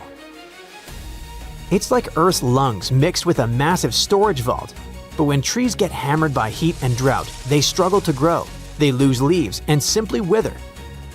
And when it happens, they don't just stop absorbing carbon, they can actually release it back and turn the system into a carbon source, which is the opposite of what we need. Sadly, this isn't a guess based on one bad summer. The team of scientists used data gathered across the Amazon for more than 3 decades. They studied how trees respond when drought hits and temperatures spike, and how the soil behaves too, because soil isn't just dirt. It's a whole living world of roots, microbes, moisture, and nutrients. When drought bakes the ground, trees don't just get thirsty. Their entire support system starts malfunctioning. The Amazon is all about the constant recycling of water. Rain falls, trees drink it. Then they release water vapor back into the air through their leaves. That process is called transpiration, which is basically the forest sweating. That tree sweat helps form clouds and bring more rain. It's like the rainforest runs its own water cycle loop. If drought weakens the trees, the loop weakens too, and then the forest becomes even drier. The last time similar climate conditions existed on our planet was around 10 million years ago. The planet and the animals living on it looked completely different back then, and ecosystems played by different rules. So, for everyone living on Earth now, these conditions are a challenge of a completely new, unknown level. What makes this feel even more intense is how scientists use drought and heat waves as a preview. They looked at how forests behave during extreme events today, because those events can act like a time machine, a quick glimpse at what normal could look like in the next 100 years. That's terrifying, because it means today's disaster seasons might be tomorrow's average weather. Like the Amazon doesn't get a bad year anymore. It gets a new baseline. And this isn't just an Amazon problem. The researchers say hypertropical forests will mostly emerge in the Amazon region. But similar conditions could also show up in parts of Africa and Asia too. When forests slip from carbon sinks to carbon sources, things will get ugly fast. It's like a feedback loop, a runaway cycle that feeds itself. The forest stops protecting the atmosphere and starts fueling the problem it used to help control. The Amazon helped keep the atmosphere stable for longer than humans have existed, and now it's getting pushed into conditions it never evolved to handle. It's not the first time, or climate type we'd better never encounter again. When Earth slammed all its land into one megacontinent, it didn't just make a bigger map, but a different planet. Pangaea created a monster monsoon system so intense it earned its own name, the Pangaean Mega Monsoon. It was like a normal monsoon blown out of proportion, feeding insane wet seasons in some regions and brutal dryness in others. It happened because one giant continent messed with winds and ocean moisture, like a giant wall in the atmosphere. This climate didn't spread rain evenly, it concentrated it. It created extreme swings, wet months that dump water like a broken fire hydrant, and dry seasons that feel like the planet forgot how to rain at all. The interior regions likely turned harsh and difficult, and coastal zones got slammed with seasonal extremes. Luckily, this climate won't come back the same way because it requires a supercontinent again. But the idea matters because it shows that Earth's climate doesn't just change from temperature, but also from layout. Rearrange continents and the whole sky starts behaving differently. During the snowball Earth period, the entire planet looked like Antarctica. Ice was stretching almost everywhere, possibly all the way to the equator. Ancient glacial deposits scientists found in places that used to sit near the tropics prove it was real. Here's the terrifying part. Once ice spreads far enough, it starts cheating. Ice reflects sunlight like a giant mirror, so Earth absorbs less heat, cools even more, forms even more ice, and the freeze feeds itself. And when all that ice melted under volcanoes released enough carbon dioxide, it likely did it violently, with extreme weather and huge chemical shifts in the oceans. Then there was the hothouse Earth that felt like the thermostat stuck on broil. There were long periods when global temperatures stayed way warmer than today. Sea levels rose and the planet's climate system behaved like it had too much momentum to slow down. In a hothouse world, the ocean expanded as it warmed, as warm water takes up more space. Ice sheets shrank, and without its natural light mirror, Earth absorbed more heat and dug itself deeper into the hot zone. Warm conditions messed with rainfall patterns and turned some regions into non-stop flood zones, while others dried into permanent drought. We should all be happy the next horrible climate scenario, anoxic events, have not happened for millions of years. But they did happen many times in the past, and may have contributed to mass extinctions.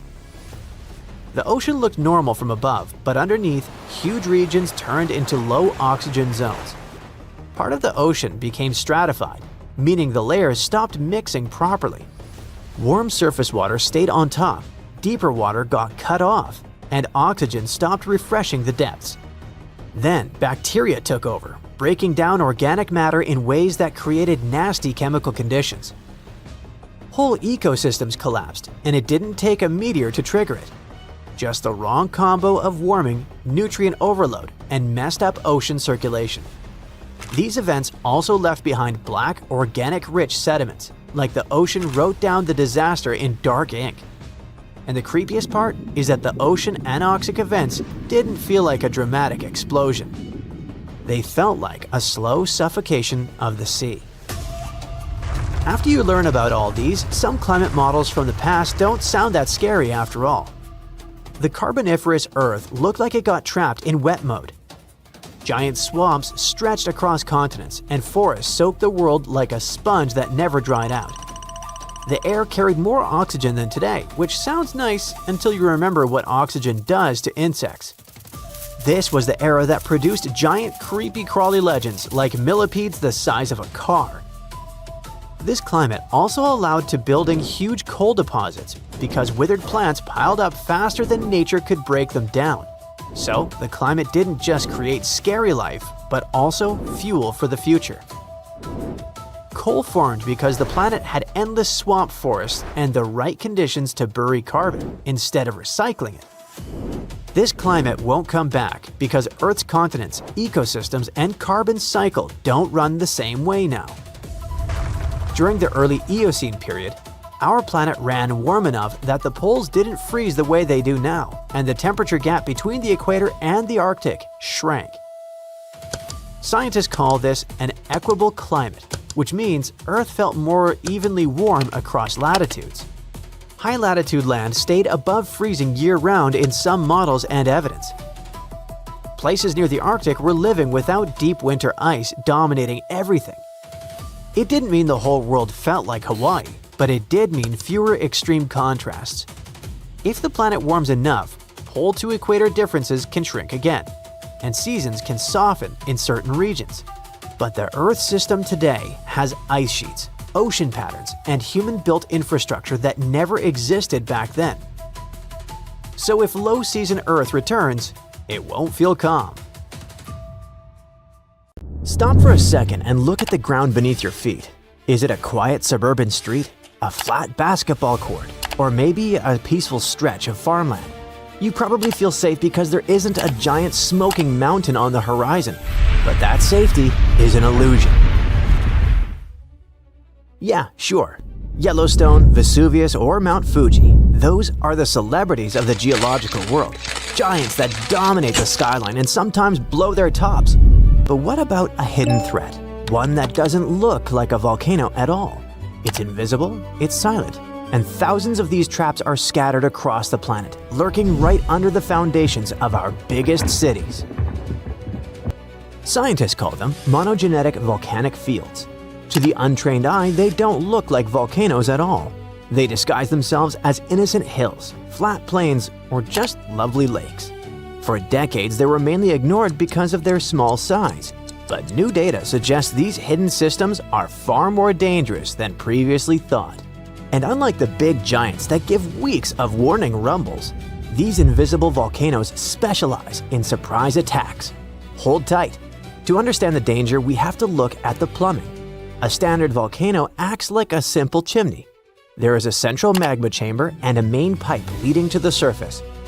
Eruption after eruption, lava flows out the same vent, building a massive cone over thousands of years. Monogenetic fields break all these rules. They don't build mountains. They don't reuse the same pipe. Instead of a chimney, imagine a cracked windshield.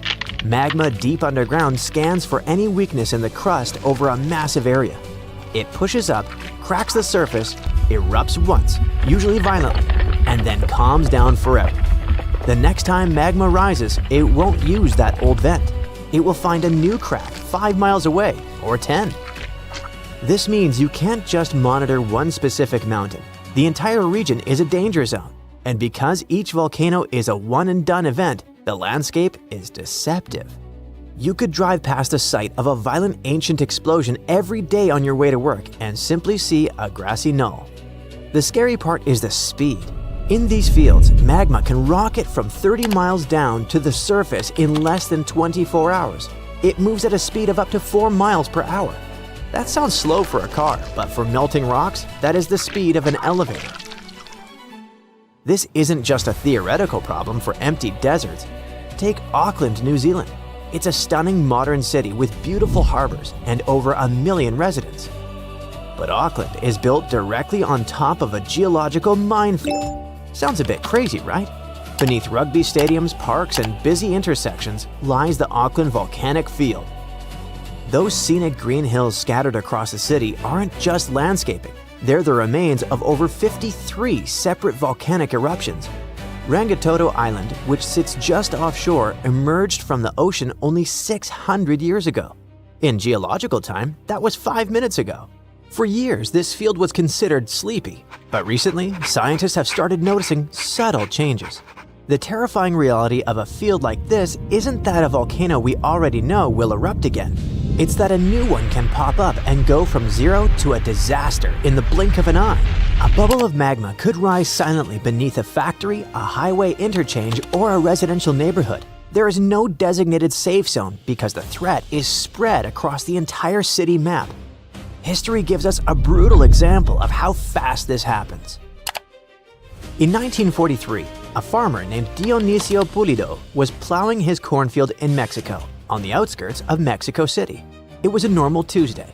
Suddenly, the ground cracked open right in front of him. Smoke hissed out, smelling of rotten eggs. Within 24 hours, that small crack in a flat field had transformed into a raging volcano 160 feet tall. Within a week, it stood 500 feet high. This was the birth of Paricutin. It wiped out 2 entire towns, leaving only the stone steeple of a church poking out of the hardened lava, a haunting monument that still stands today. This geological nightmare started in a simple cornfield, and it wasn't an isolated incident. Look at the Harat Rahat field in Saudi Arabia. In 1256, a massive fissure opened up near the city of Medina. It spewed lava for 52 days, creating a river of fire 14 miles long. Today, that same volcanic field is still there, and modern Medina has expanded right on top of the ancient lava flows. Now, apply that same story to a suburb of Los Angeles, a district in Tokyo, or a neighborhood in Europe. In a matter of days, an entire city can be buried under ash. The risk is global, ranging from over 1,800 vents in the American Southwest to the restless Eifel region in Germany and similar fields in China. Experts warn that the real risk here isn't size, but frequency and location. These volcanoes tend to be explosive. When magma rises rapidly and hits groundwater, which is common under cities and fertile farmland, it flashes into steam. This creates a phreatomagnetic explosion. Instead of a slow, oozing river of lava that people can walk away from, the ground acts like a shotgun blast. It sends a massive column of ash and rock shooting into the atmosphere. In our modern world, this is a recipe for chaos. We rely on delicate systems, air travel, GPS signals, just-in-time supply chains. You don't need a supervolcano to crash the global economy. A small eruption near a major logistics hub is enough. Remember the 2010 eruption in Iceland? That wasn't even a big explosion by historical standards. Yet, the ash cloud grounded over 100,000 flights, and 10 million passengers were stranded. Volcanic ash melts inside jet engines, while toxic dust poisons crops and contaminates water reservoirs with heavy metals. It creates a domino effect. One small eruption in the wrong place triggers a cascading failure of global infrastructure. And the most alarming part is that the signals are already there. Recent geological studies have shown an uptick in activity in these distributed fields. It isn't always violent earthquakes. Often, it's bradyseism, the slow rhythmic breathing of the ground. We mentioned the Eifel region of Germany, where GPS data shows the land is rising by about 0.04 inches per year. It sounds tiny, but for geologists, that is a proper red flag. Scientists are detecting slight swells in the Earth's crust and weird spikes in carbon dioxide emissions in places that should be quiet. Magma is moving, but because these systems are so spread out, monitoring them is a nightmare. We have sensors all over Yellowstone, we watch Vesuvius 24/7, but almost no one is watching a random patch of desert in Arizona or a forest floor in Germany. These invisible volcanoes are poorly studied. We lack the baseline data to know if a tremor is just a truck driving by or the start of a Perikutin-style event. This lack of data means that when an eruption starts, authorities might have almost zero warning. In a polygenetic volcano, the mountain swells for months. In a monogenetic field, magma can shoot from the deep mantle to the surface in hours. By the time the evacuation order is written, the lava could already be breaking through the pavement. It isn't that hard to imagine the logistical nightmare. A city not known for volcanoes suddenly receives an alert. A vent is forming downtown. It sounds impossible. People delay leaving. They grab their phones to film the smoke. Then, explosions start. The ash creates a blackout. Power grids fail as wet ash shorts out transformers. Roads gridlock instantly. This scenario isn't science fiction. It's exactly what hazard models predict for places like the Auckland Volcanic Field or parts of the Trans-Mexican Volcanic Belt. We are building denser and denser cities on top of geological landmines. This doesn't mean we need to start digging bunkers, but it does require a shift in perspective. We have spent so much time worrying about the celebrity volcanoes that we forgot about the quiet ones. The Earth is a living, shifting engine that doesn't care about property lines or city limits. Scientists are now pushing for better monitoring networks, using satellites to track even the tiniest ground deformation in these boring, flat fields. Because the only way to survive a surprise attack is to see it coming before the ground cracks open. Peace and quiet on the surface doesn't always mean peace and quiet underneath. The Earth has plenty of secrets left, and some of them are just waiting for the right moment to surface. It's 3 a.m. Suddenly, a radio telescope beeps. The monitor shows a violent, massive burst of energy where it shouldn't be. The scientist spills his coffee, scrambles to hit record, and zooms in on the source, but finds nothing. Just silence. Was this a glitch or some cosmic coincidence? Actually, new research argues that this is exactly what first contact might look like. Science fiction has been preparing us for meeting ETs for decades. Since we can't travel through space yet, we kind of hope they'll come to us. Hopefully in peace without the laser weapons. But astronomers shrug and say this is highly unlikely. So they've built better telescopes and asked a better question. If life exists out there, what would actually jump out on our screens? That brings us to the streetlight effect. It's the simple idea of searching for your lost keys under the lamppost, just because that's where it's easiest to see. Scientists do the same thing with the universe. They catch the stuff that's easiest to detect, not what's most common. This is how the first planets outside our solar system were discovered in 1992. For years, astronomers stared at sun-like stars, hunting for Earth-like planets, and found nothing. Instead, the first exoplanets showed up orbiting a pulsar. When a giant star runs out of fuel, its core gets squeezed into an incredibly dense chunk of matter that spins unbelievably fast. When rotating, it can aim a radio beam our way like a space lighthouse. Every time the beam crosses Earth, we detect it like a pulse. Thump, thump, thump. That's why it got the name pulsar. Turns out it was just spinning, but we kept the name. The timing of pulses stays so precise that it works like a cosmic stopwatch. So when a nearby planet tugs on a pulsar, that perfect timing wobbles. The pulses might arrive a bit too early or a bit too late. That's how astronomers found the surrounding planets. That's the streetlight effect on a cosmic scale. The idea is that we will only notice intelligent life if it does something loud that sets off alarms or breaks some rules. A Columbia astrophysicist named David Kipping gave the idea a name, the eschaton hypothesis. Eschaton comes from Greek and points to the end, like the final chapter. The idea is that when we finally find signs of intelligent life out there, it probably won't be during peaceful times. It will be because something went wrong. Some one-of-a-kind situation for them. A moment so loud it rips through the background static of the universe and reaches all the way over here. calm civilizations don't show up on radar. A world that runs on clean energy and keeps its tech quiet could last a million years, and we'd never know it was there. But what if they did something big and messy just to survive? Maybe they fired up a planet-wide laser array to nudge an incoming asteroid off course. Or maybe they're testing some super advanced technology. Whatever the noise, even if it lasts for just a few seconds, it could hit radio dishes across the galaxy like a flare. Yes, all of that sounds like science fiction, but that's exactly why we'd notice it. But here's an interesting question. Have we already detected such a signal? There is one candidate that fits this profile perfectly. It remains the most famous unsolved mystery in the history of the search for extraterrestrial intelligence. In 1977, Ohio's Big Ear Telescope caught a radio surge about 30 times stronger than the background, and a volunteer spotted it in the printout.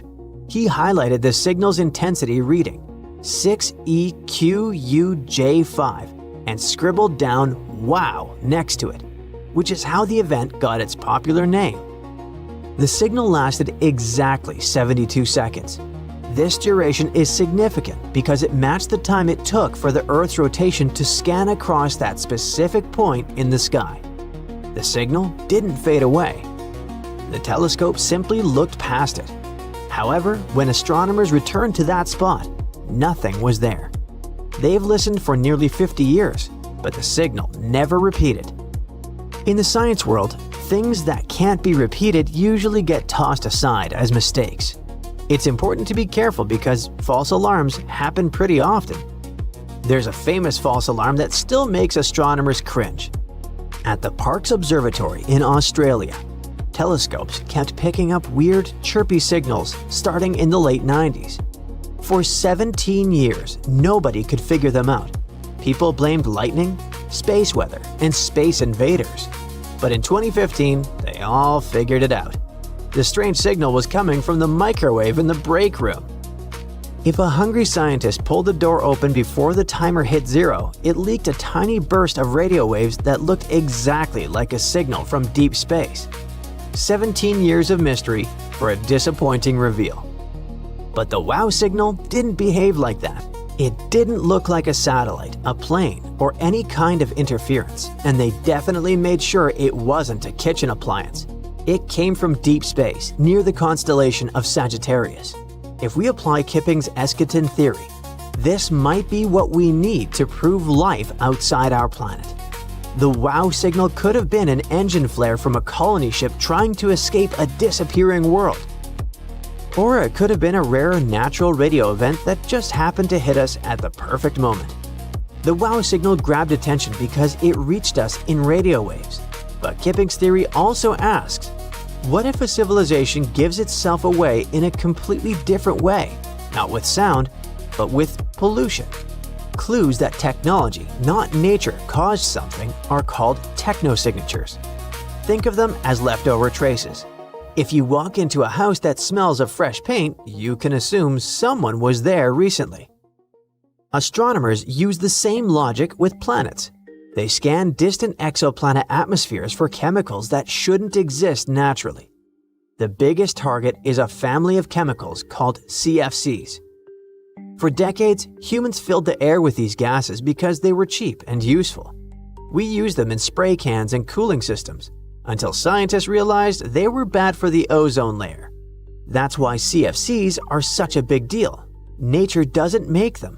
These chemicals are 100% artificial.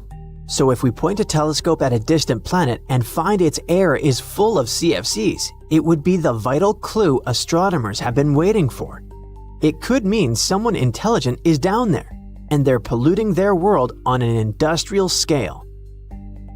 Besides radio waves and chemistry, you might be able to spot a civilization if they're doing something cool with light. In 2015, astronomers watching a star about 1,400 light-years away, nicknamed Tabby Star, noticed something that seemed impossible. When a Jupiter-sized planet crosses a star, it blocks about 1% of the light. But this star suddenly dimmed by 22%, and it wasn't one clean dip either. The brightness kept plunging in weird uneven chunks with no tidy, repeatable schedule. That's something huge getting in the way.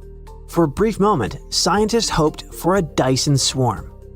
That's a hypothetical megastructure made of solar panels and wrapped around a star to capture its energy. Sadly, later studies leaned toward dust clouds instead, but Tabby's star still grabs attention. We keep asking, where is everybody? But for decades, we could only watch a tiny slice of the sky at a time.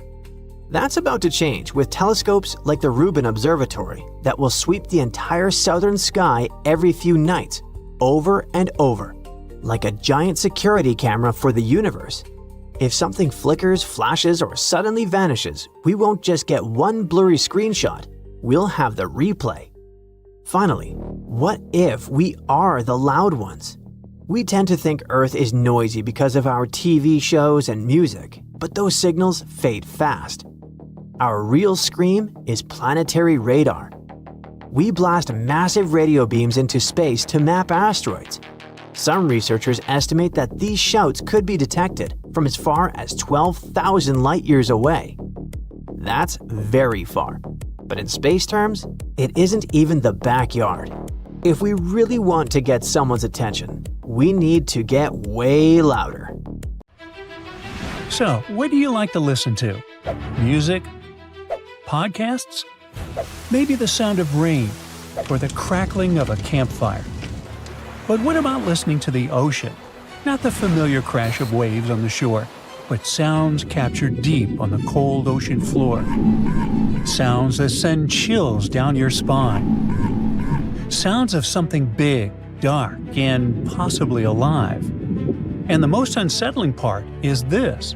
The true nature of some of these sounds remains a complete mystery to this day. In 1997, something strange echoed through the Pacific Ocean. Deep beneath the surface, far off the coast of South America, a sound appeared so powerful that it instantly unsettled scientists. It was ultra-low in frequency, massively loud, and unlike anything recorded before. The signal was later given a simple name: the bloop. At first glance, the bloop sounds harmless, almost playful, but what it represented was anything but. It was so intense that it could be detected by sensors nearly 3,000 miles away. Imagine standing in New York and hearing something happening in Los Angeles. Now imagine that noise traveled through deep ocean water, terrifying marine life and oceanographers. Whatever produced it had to be enormous. The signal carried patterns that felt like its source was some living creature. Whales were the first suspects, but even the blue whale, the largest animal in the world, simply couldn't generate a sound that loud. The numbers didn't add up, and that's when speculation took over. If something could produce the bloop, it would have to be larger than anything swimming in today's oceans. People began imagining creatures of impossible size, ancient sea monsters, the kraken. Some even whispered about the megalodon, a prehistoric giant shark thought to have gone extinct millions of years ago, and featured in dozens of videos right here on the bright side. The mystery only grew deeper when scientists mapped the approximate location of the sound's origin. It came from a region close to Point Nemo, the most remote place on Earth. This spot in the Pacific Ocean lies more than 1,000 miles away from the nearest land in every direction. It's so isolated that it's often called the oceanic pole of inaccessibility. Point Nemo is a place few humans will ever see. Because of its remoteness, it has become a kind of graveyard for defunct satellites and space debris. When spacecraft are decommissioned, they are often guided to fall into these waters. It's quiet, empty, almost untouched, and yet something powerful had screamed from nearby. For fans of cosmic horror, this detail felt oddly familiar. In the fictional universe of writer H.P. Lovecraft, the ancient sunken city of R'lyeh lies beneath the ocean near this very region. According to the stories, R'lyeh is where the monstrous entity Cthulhu sleeps. It's a powerful, scary, intelligent creature, lying dormant for thousands of years, ready to awaken and bring about the end of the world. Of course, Cthulhu is pure fiction. Lovecraft never claimed otherwise. But once the internet made the connection, the idea took on a life of its own. But science eventually caught up. The bloop recording is still easy to find online. You can listen to it yourself. But it sounds so innocuous that you'll probably be disappointed. And today, we know with certainty that it didn't come from a living creature. Researchers later confirmed that the sound was produced by ice, specifically by an ice quake. Now, ice quakes occur when enormous icebergs fracture, crack, and break away from glaciers. When this happens, they release tremendous amounts of energy, generating ultra-low frequency sounds that can travel across entire ocean basins. These sounds are similar to biological calls, especially when recorded from far away and distorted by water. In fact, scientists compared the bloop to other known icequake recordings and found striking similarities. The source wasn't a monster. It was Antarctica itself during shifting, breaking, and reshaping. For many people, this idea brought mixed emotions. On forums like Reddit, some openly admitted they preferred the idea of a giant unknown life form. Yup. Another strange sound was captured in the early 1980s, deep in the South Pacific, during a scientific expedition near New Zealand. Researchers were exploring the South Fiji Basin, where the ocean floor lies more than 2.5 miles beneath the surface. There were short, sharp, repeating noises echoing through the water. 4 distinct bursts, each one sounding uncannily like a duck's quack. So researchers called it the bioduck. The sound was rhythmic and consistent. Eventually, the team concluded that the source had to be biological, but identifying exactly what made the sound proved impossible. After sharing the data with colleagues in Australia, did they realize something even stranger? Similar sounds had been recorded in other parts of New Zealand and Australian waters. Decades later, the mystery remains unsolved. Some scientists believe the quacks may not be random at all. They could be a form of communication. Perhaps the sounds may come from Antarctic minke whales, though no direct proof exists. Scientists also noticed that there were several sources of sounds, and when one source spoke, the others fell silent, as if they were listening. It may have been a conversation echoing through the deep, in a language we still don't understand. Imagine a terrifying alarm blaring inside a secret laboratory, announcing that a monster from another planet has broken free. It's an ugly sound, loud, piercing, and oppressive, the kind that makes your skin crawl. In August of 1991, scientists recorded something eerily similar. Not in a lab, but deep beneath the Pacific Ocean. Across vast areas of the ocean, a strange, repeating signal began to appear at different times. It consisted of narrow, rising tones that lasted several seconds each. Researchers named this sound upsweep. It's detected most often during the spring and fall, leading scientists to believe it may be connected to seasonal environmental changes or changes in the source itself. But what exactly was producing it? No one knows for sure. The only thing scientists can say with confidence is that upsweep appeared near areas of suspected volcanic activity. But if this sound is natural, why does it seem so precise, so consistent? It almost feels artificial, as if a secret underwater facility is periodically broadcasting a distress signal from the depths of the ocean. Since its discovery in 1991, the upsweep signal has gradually weakened, making it one of the strangest and most unexplained phenomena ever recorded beneath the ocean. Now, there's another mysterious sound known simply as slow down. True to its name, this signal steadily decreases in frequency over 7 minutes before fading into complete silence. It was recorded in May 1997 on a hydrophone array located in the eastern equatorial Pacific Ocean. At first, slow down doesn't seem especially loud. But here's the chilling part. It was picked up by 3 separate sensors placed nearly 3,100 miles apart. Imagine how deafening and terrifying it was near the source itself. So, what caused it? The most widely accepted theory suggests that a massive drifting iceberg slowly came to a stop and ran aground. The idea is surprisingly plausible. A colossal block of ice is scraping along the seafloor, grinding forward until it finally halts. The location supports this theory as well, since the sound originated near shallow waters and small islands. Because of this, many scientists classify slow down alongside the bloop as a cryogenic noise caused by ice. Still, it remains just a theory. Officially, the sound has never been identified. And there's yet another eerie recording from the ocean. This one sounds like a moan, but scientists named it whistle. Go figure. It was recorded in 1997 and gives the unsettling impression that something enormous is sitting on the ocean floor and whistling. Researchers believe that something could be an underwater volcano.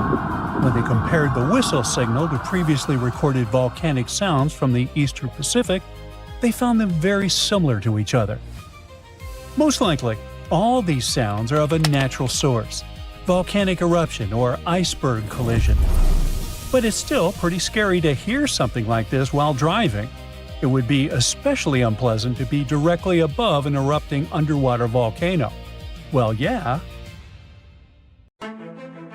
Tiny microbes, basically ancient germs, have been frozen in Arctic ice for tens of thousands of years, just chilling there, since woolly mammoths were still walking around. And now, scientists think these little guys might wake up again if Arctic summers keep getting longer and warmer.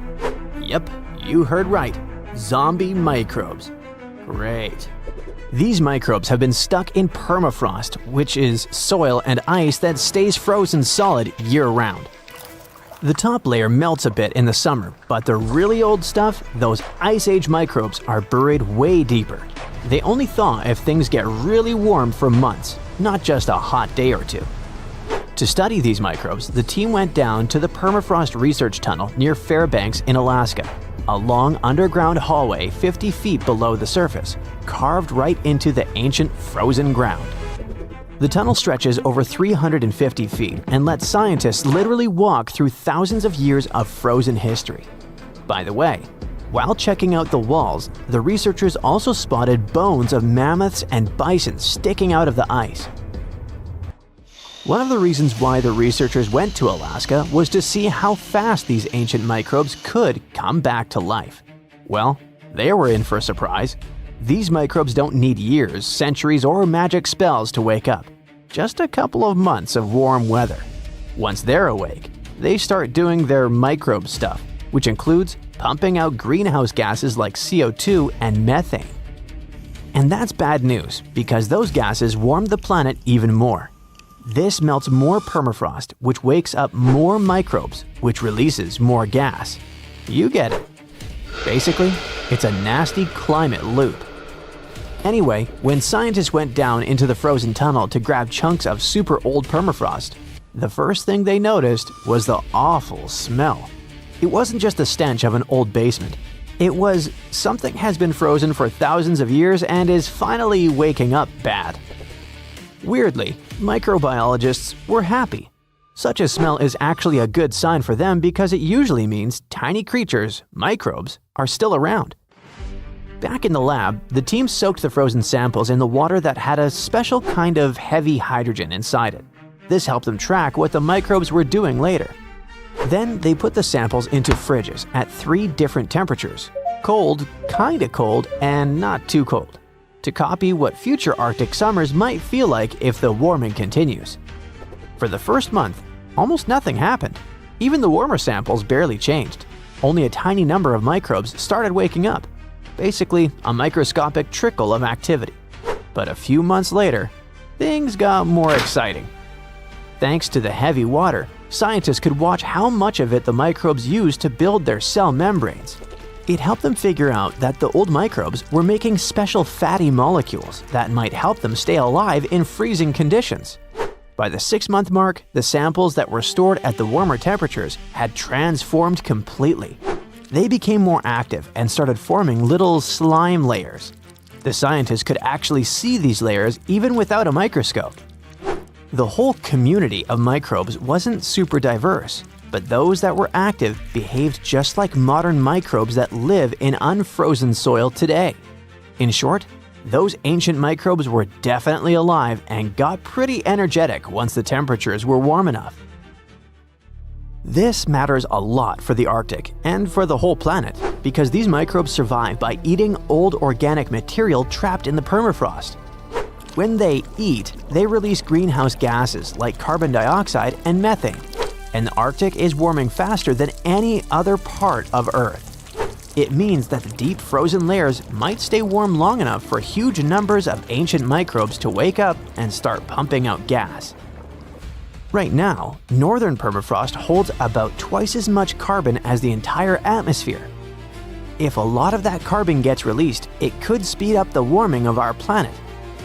It can lead to dramatic consequences, setting off a whole chain of huge changes and affecting basically everything on Earth. Extreme weather will start happening more often. Stronger hurricanes, heavier rainstorms, longer heat waves, bigger wildfires. The oceans will rise too, which can flood coastlines and put towns and cities at risk. Animals, plants, and entire ecosystems can get thrown out of balance, with some species struggling to survive and food chains breaking down. People all over the world will have to deal with crop failures, water shortages, and damaged homes or infrastructure. Let's get back to our zombie microbes. The thing is, the study only looked at them in one place in Alaska, but there's a massive amount of permafrost all over the world, in Alaska, Canada, Siberia, and many other places. And microbes in different regions might behave differently as things warm up. Scientists still have tons of work to do to figure out what's coming next. I bet you're questioning yourself. Could ancient viruses infect us? Well, most of the ancient microbes frozen in permafrost are totally harmless. They're like old bacteria that only care about messing with other tiny organisms in the dirt. But scientists worry that a few of these frozen germs might be the kind that can infect people, animals, or plants. And if that happened, our bodies probably wouldn't recognize them at all, because they've been frozen since mammoths existed. Basically, there's no immune system cheat codes for us. The risks of this happening grow for a number of reasons. For one thing, the Arctic is warming almost 4 times faster than the rest of the planet. Longer summers plus hotter temperatures mean more permafrost melting. So, more ancient stuff is waking up. Plus, people might start digging more around there. Companies will mine more, drill for oil, and ships can travel new routes. All this activity tears open ground that used to stay frozen solid. This increases the chance that someone or something comes across some ancient germ that just woke up. What would actually happen then? We might run into different zoonotic diseases, basically germs that jump from animals to humans. This already happened once. Thawed reindeer carcasses released anthrax, a rare and serious illness which then infected people and animals. Luckily, we do know how to treat anthrax. But what if something even older wakes up? Besides, our immune system might have zero defense. If a virus hasn't been around for tens of thousands of years, humans today would be like, what is that thing? No antibodies, no memories of it, nothing. But the scariest part is that we don't know what's hiding down there. Scientists think permafrost might be storing trillions of frozen microbes, many of which we've never seen before. Some might be boring, and some might be super dangerous. So what if one such virus finally thawed out? The world would be dealing with a disaster no one has ever seen before. This wouldn't look like a normal outbreak. It would feel more like something out of a horror movie. First, the virus would be totally new and our immune systems definitely wouldn't recognize it. That means the virus would spread crazy fast, jumping from person to person. No one would know what to expect. It could cause weird illnesses, sudden fevers, or even something way more dangerous. Stuff as scary as the diseases people faced in old times. Scientists digging in permafrost already look for traces of those ancient diseases, so it's not impossible. Once it escapes, the virus wouldn't stay local for long. With people traveling everywhere and companies rushing into the warming Arctic for mining and shipping, the infection could go from one small Arctic village to major cities all over the world within days. Hospitals would fill up instantly and doctors and nurses would run out of supplies. Businesses would shut down. Food supplies could crash if the virus hit farm animals or crops. Shipping and travel could freeze completely. Fear and panic would spread around the globe almost as fast as the virus itself. There'd be no vaccine and no cure, because no one has ever seen this virus before. Scientists would have to start from zero. In short, a zombie virus outbreak would be totally unpredictable, and the modern world is certainly not ready for it. Did you know that over the past year, around 150 asteroids whizzed closer to Earth than the Moon? But that's not the scary part. It's that some were only noticed after they flew by. And if even one of those had taken a slightly different path, whole cities would be gone. That's what keeps the scientists worried.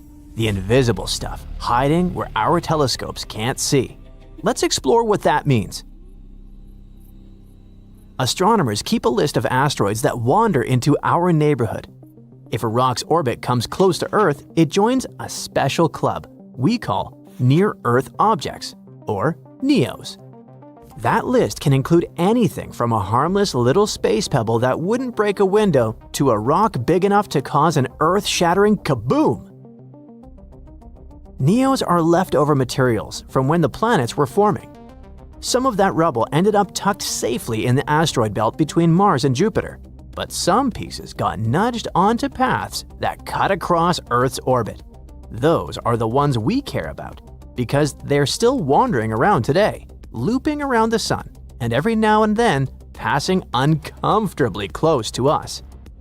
The biggest objects are the easiest to locate. They are rare and bright enough that they stand out in sky surveys. So far, none of those big ones seem to be heading our way anytime soon. However, the real anxiety comes from the middle class of asteroids. On paper, many of them sit in the potentially hazardous object category, or PHOs, but the nickname City Destroyer explains them better. These rocks aren't huge enough to wipe out the planet, but they could flatten a city and mess with the climate for a few seasons. Some are as wide as a football stadium and hit the atmosphere faster than a speeding projectile. NASA estimates there are around 25,000 near-Earth asteroids at least 460 feet wide, but we've only discovered a fraction of them. Basically, we have solid orbits for less than half of the City Destroyer crowd. The rest only exist as numbers in simulations. We know they should be out there. We just haven't seen them yet. Why are they so hard to spot? Some asteroids are nearly coal black, blending into the cosmic night. Others hang out close to the sun from our perspective, so our telescopes get overwhelmed by brightness. It's like trying to locate a mosquito while staring directly at the sunlight. Please don't do this. From Earth, these rocks are mostly lost in the sun's glare. We only catch a glimpse just after sunset or right before sunrise. And that chance only exists if the sky is perfectly clear and the asteroid happens to be in exactly the right spot. If not, it slips back into the sun's blind spot, playing hide and seek with us. We were caught by surprise quite recently. In 2013, the Chelyabinsk meteor came from the direction of the rising sun. No one saw it in time because it was coming from the wrong direction. It exploded high above the region, shattering windows across the city and sent more than 1,000 people to the hospital. The scariest part is that the meteor was only about 60 feet wide. Now imagine a city destroyer coming from that same direction. A stadium-sized rock stepping out of the sun's glare would give us very little warning, maybe a few days or a week instead of decades. And we know that the blind zone is not empty. Observations have already revealed at least one large asteroid in that region that scientists can seriously consider a planet destroyer. It's called 2022 AP7, and it's huge. This thing is more than half a mile wide, big enough that if it ever hit Earth, it would be a catastrophic day for everyone. Astronomers found it by using the super-sensitive dark energy camera during twilight, pointing the telescope at the region of the sky most surveys normally avoided. The good news is that AP7 isn't headed straight for Earth. Its orbit crosses the orbit of our planet, but the timing doesn't line up, so we won't encounter it this pass, the next one, or even for several centuries. The bad news is what that discovery hints at. If it took this much effort to notice something like this, what else are we missing? And 2022 AP7 is just one PHO. Other asteroids closer to the Sun were also spotted during those same twilight searches. New simulations say some of those hidden rocks are not random. A bunch of them seem to share an orbit with Venus. They do not orbit Venus itself. They orbit the Sun in almost the same lane, sometimes a bit ahead of the planet, sometimes a bit behind, like kids jogging on the same track but spread out along the lap. Astronomers already know about roughly 20 of those Venus co-orbitals, and their paths are anything but stable. Gravity from Venus, Earth, and other planets keep tugging on them, and over thousands of years, those pulls could stretch their paths until they start crossing Earth's orbit. Most flybys are harmless, but one unlucky pass could be the one that counts. So what can we do about this? The first step is simple in theory. Find them earlier. The goal for astronomers is to launch infrared telescopes and get them into space.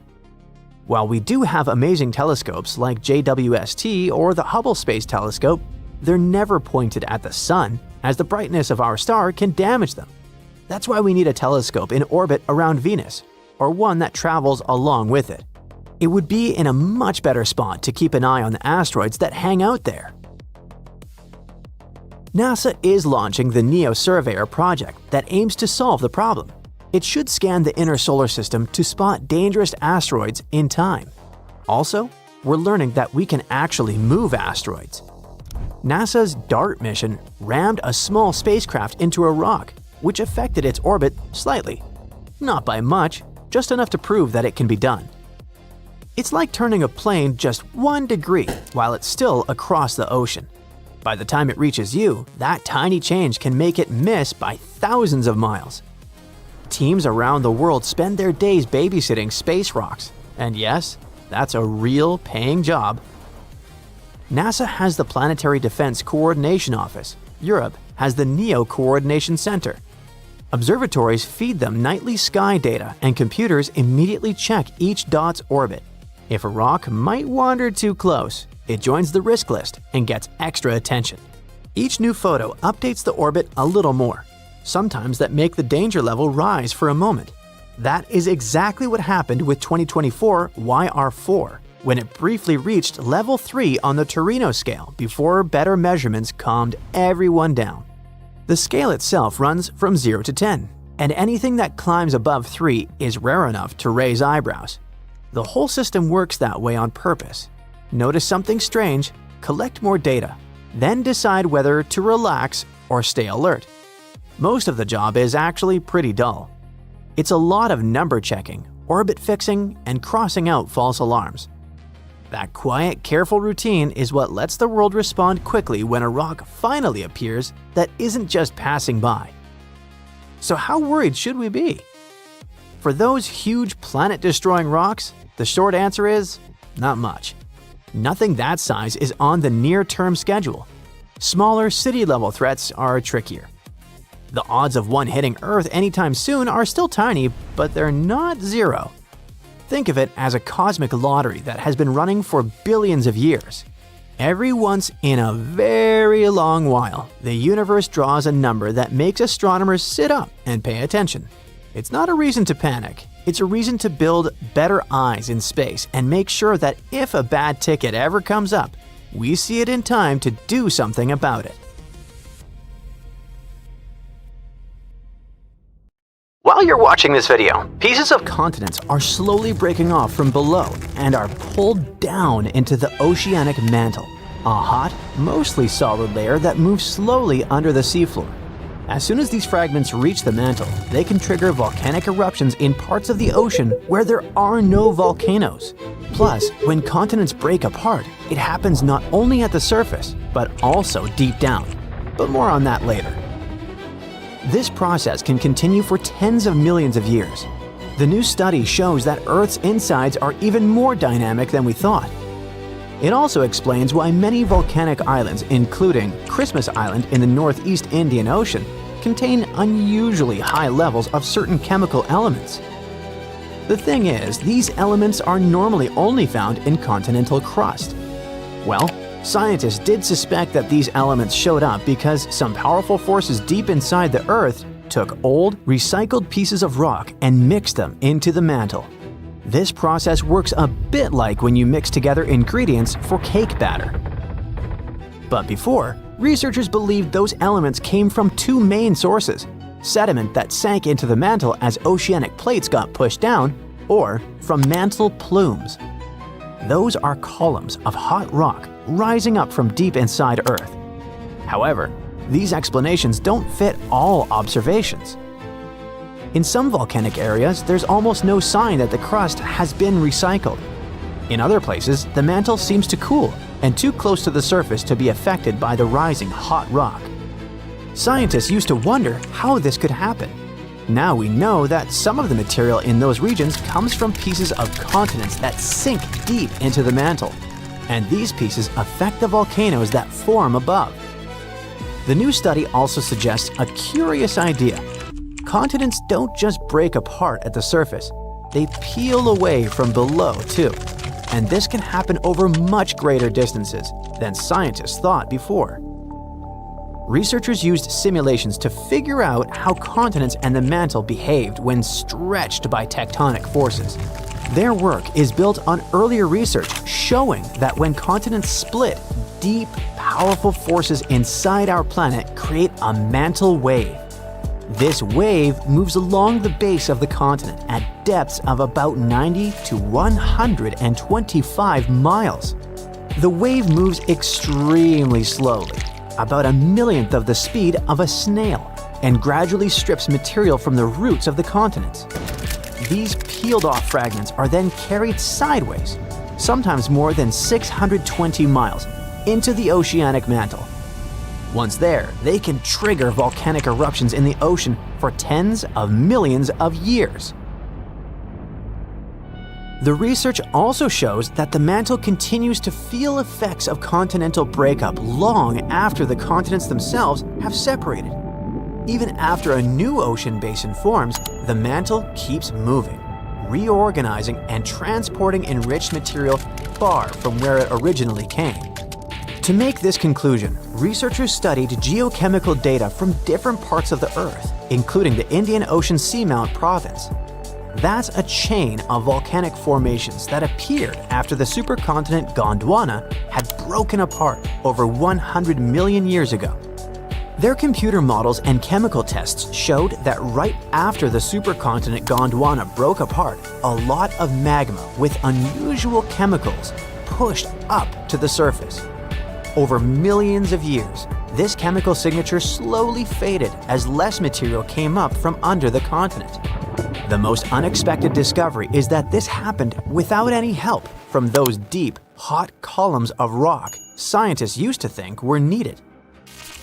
Now, to get an even clearer picture, let's sneak a peek into our planet's insides. Earth is about 4.6 billion years old. It was born from a huge cloud of dust and gas that slowly cooled, shrank, and hardened into the planet we know today. As it cooled, heavy metals like iron and nickel sank to the center, and lighter, rocky materials floated upward. This created the Earth's layered structure, with each layer having its own unique properties. The crust is like Earth's skin. It's our planet's outermost layer, made of solid rock. It's broken into huge pieces called tectonic plates that slowly drift over time. There are two kinds of crust, oceanic crust and continental crust.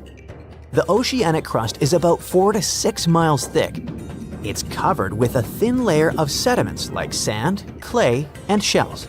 Below that are dense rocks like basalt, rich in magnesium. As for the continental crust, it's thicker than oceanic crust and is located under continents. It's made of lighter rocks than oceanic crust. Beneath the crust is the mantle. It makes up more than 75% of Earth's volume. The top of the mantle is pretty rigid, but deeper down it becomes soft and partially molten, which allows it to flow slowly. This flow is what moves the tectonic plates. At the center of the Earth lies the core. It's made mostly of iron and nickel and has two distinct layers, the outer core and the inner core. The outer core is a liquid layer of iron and nickel.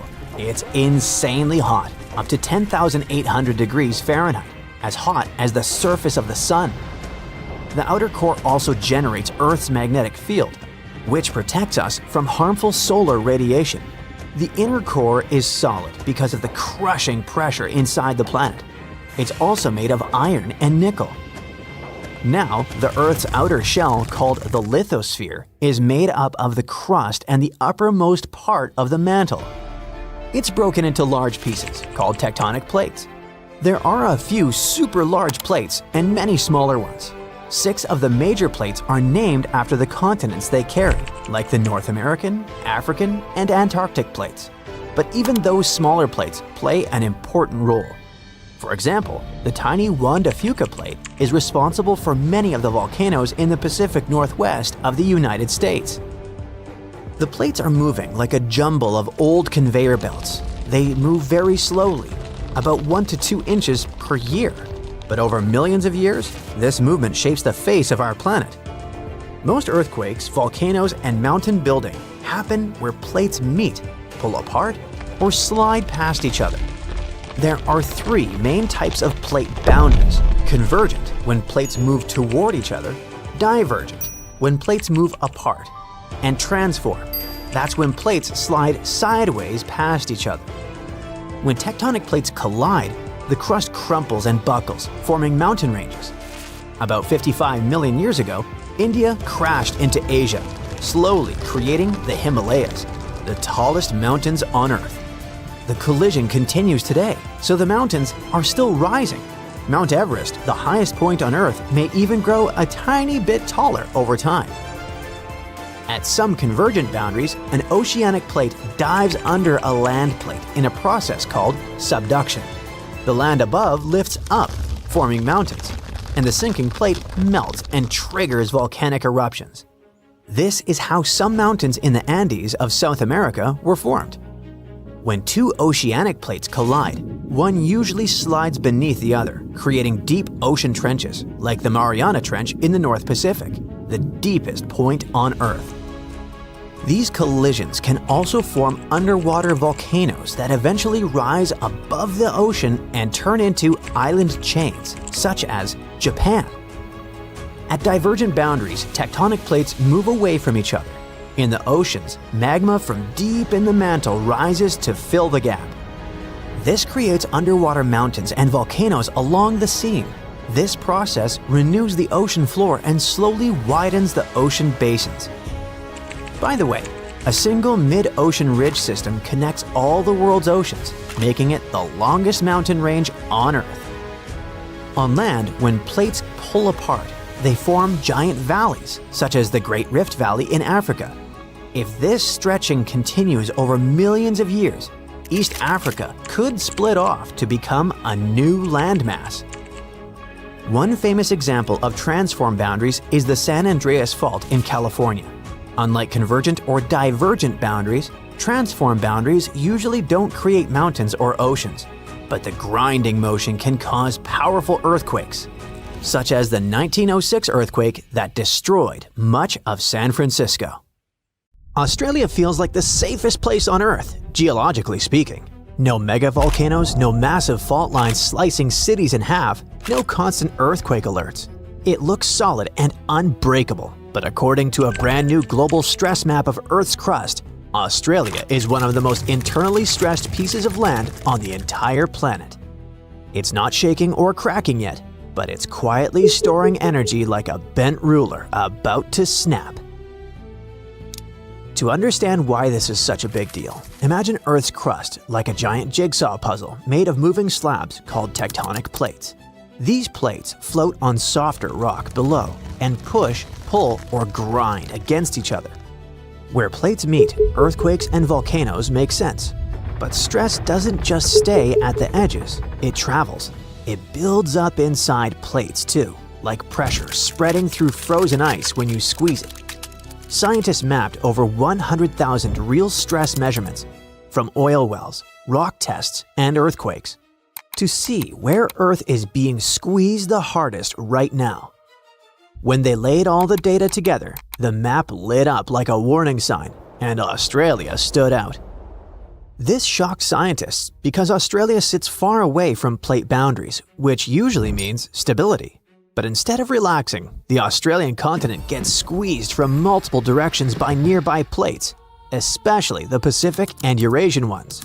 The stress doesn't release easily, so it piles up inside the crust, and then nothing moves. Until suddenly everything does. One of the strangest discoveries showed up in places like the Bowen Basin, where stress directions twist and rotate underground. That's bad news because unpredictable stress behaves like glass about to shatter. These rotating stress fields make it nearly impossible to say when or where cracks could form. It could be years away or tomorrow. And human activity makes it even riskier.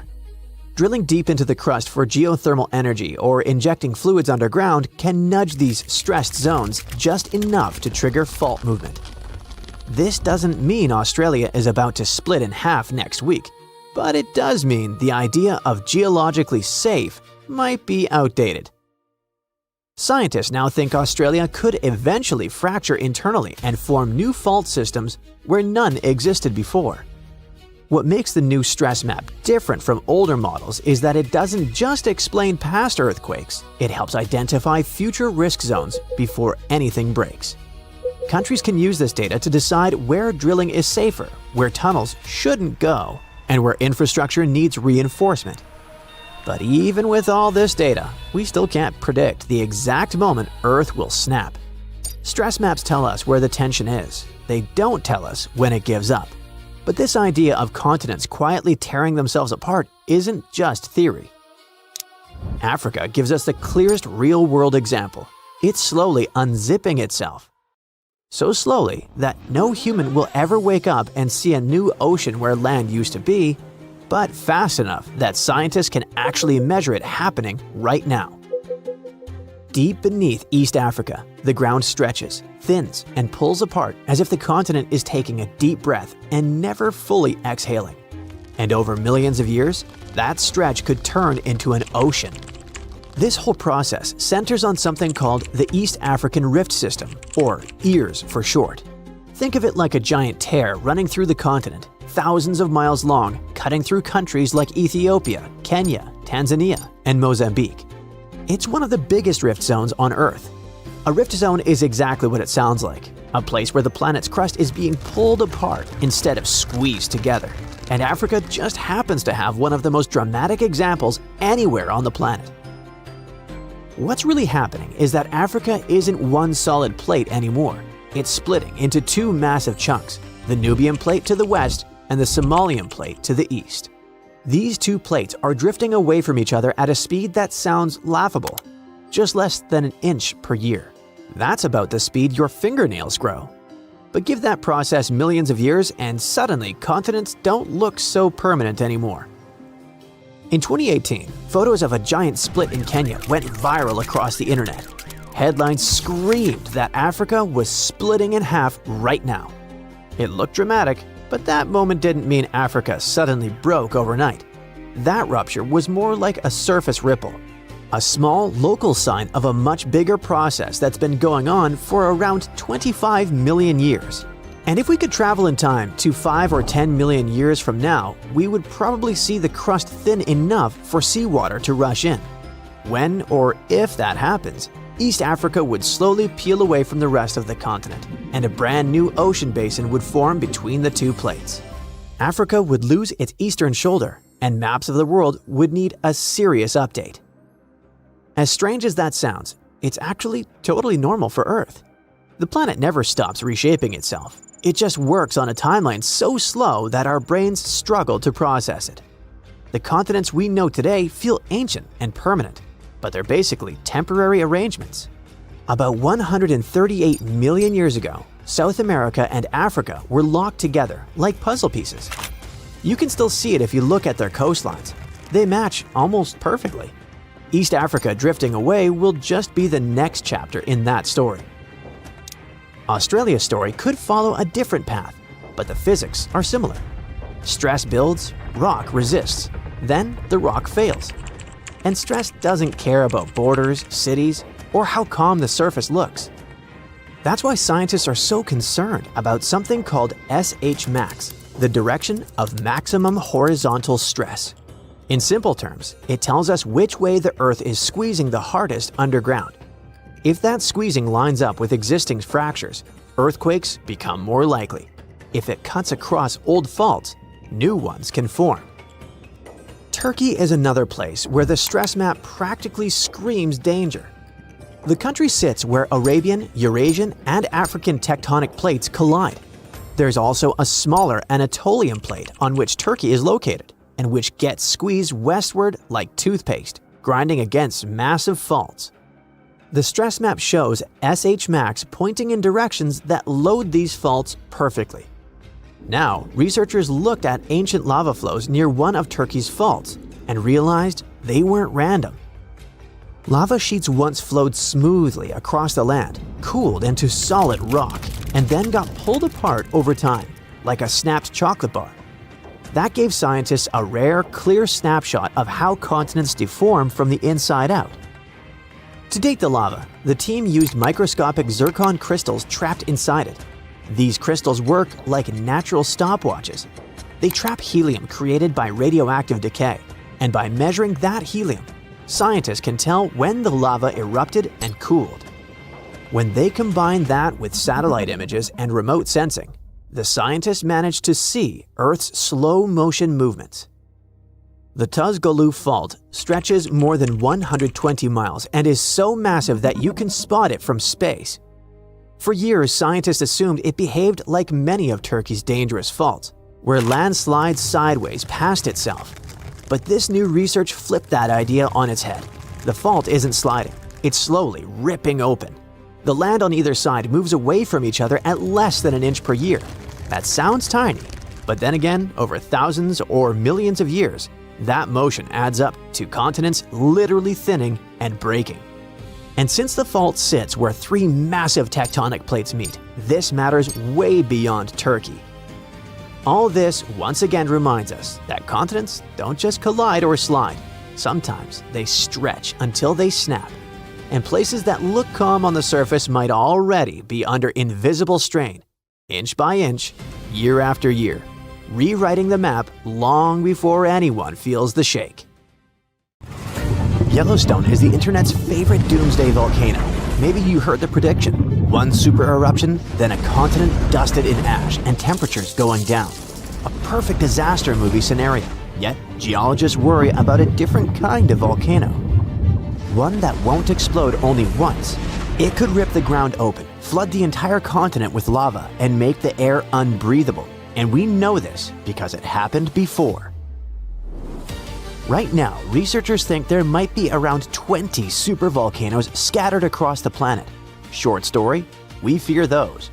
Long story, a major supervolcanic eruption could collapse modern society as we know it. A normal volcano can cause a local disaster. It can wipe out a city and turn a region into a no-travel zone. When Mount St. Helens exploded in 1980, it was huge. The eruption blew the top off a mountain and flattened forests like knocking down dominoes. It showed the world just how scary volcanoes can be. But in geological terms, it's nowhere near what a supervolcano could do. Mount St. Helens threw out roughly a third of a cubic mile of ash. enough to make a football field pile about 150 miles high. For comparison, a supervolcano could bury the entire state of Texas 5 feet deep, and Texas stretches about 800 miles. Volcanoes like St. Helens are mountains that build up over time, layer after layer, like nature stacking spilled wax. They erupt, they cool, they erupt again, and you end up with a cone that looks cool in photos. A supervolcano is like a hidden pit. It resembles a giant underground tank of molten rock covered in a thick slab of crust. Imagine the magma chamber like a huge underground room, and the ground above it is the ceiling. During a super eruption, cracks rip open across that ground and magma forces its way up through them, like steam blasting out of a pressure cooker. Ash and gas roar high into the sky. It can start in multiple spots across a wide area, not one neat hole. The magma chamber underneath can empty so violently that the roof above it collapses, the land drops, and what's left is a massive bowl-shaped scar called a caldera. And Yellowstone is the prime example. About 631,000 years ago, Yellowstone had a massive eruption and it left behind a giant caldera about 30 by 45 miles across. Now it's a national park, but it's also basically a footprint, like a warning. If Yellowstone erupted again, the first super hot clouds of ash and gas could blast outward and burn everything nearby. Then the ash would spread. And ash is not like the fireplace dust. It hurts to breathe. It wrecks engines, and it can shut down flights and machines. Regular volcanoes mostly hit the area around them with lava. A super eruption turns the air itself into a real danger. Ash spreads far and jams the things we depend on. High up, sulfur can turn into a thin haze that will block some sunlight. That can cool things for a while and mess with growing seasons, even far from the eruption. And winds can spread that effect well beyond the US. However, geologists worry about something even worse.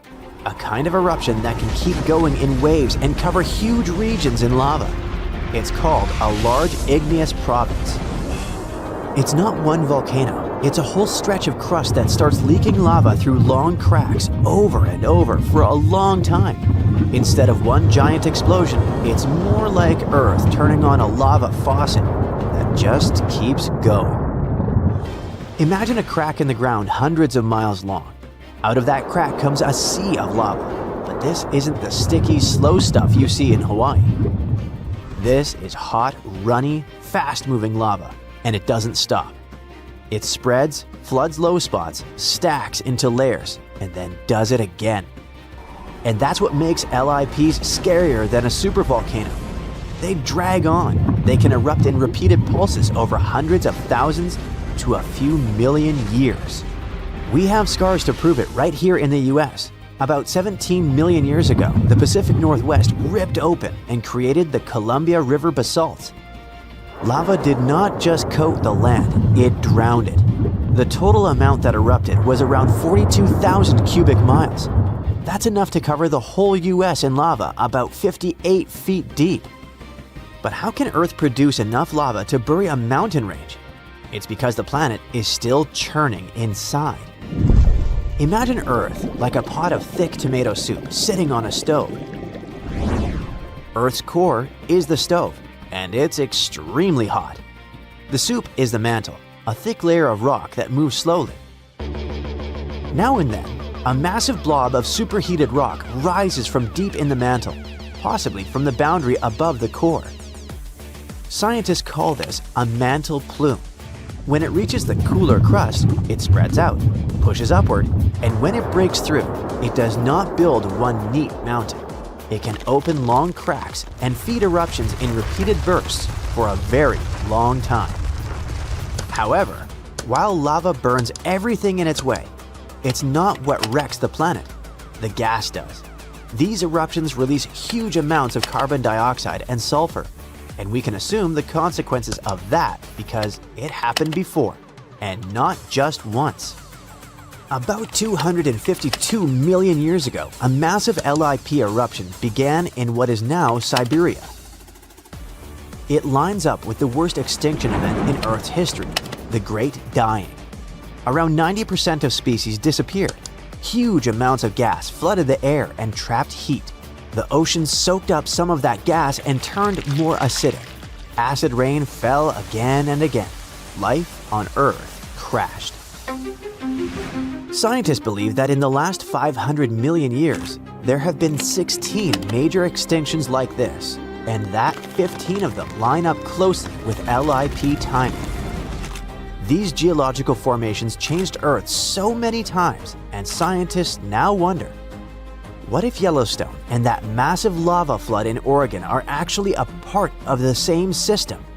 Look at Idaho from space, and you see a long, flat track across the state called the Snake River Plain. It points from the old lava flood region toward Yellowstone, like a trail.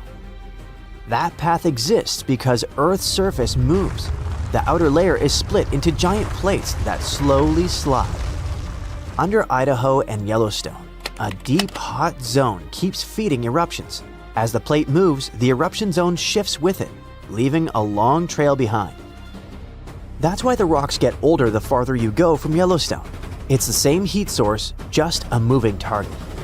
And if you roll the plate's motion back far enough, that trail points closer to where the Columbia River basalts formed. That's why some geologists think the Northwest lava flood and Yellowstone could be connected parts of one long-lived system. Finally, if it's all part of one big apocalyptic system, is it time to pack the bags and flee to Mars? Will it happen again soon? Even if they share the same story, that does not mean the worst part is coming back soon. The lava flood chapter played out millions of years ago. Today, Yellowstone is simply where that deep heat shows up at the moment. And sure, it can erupt again, but the most likely eruption isn't some giant doomsday blast.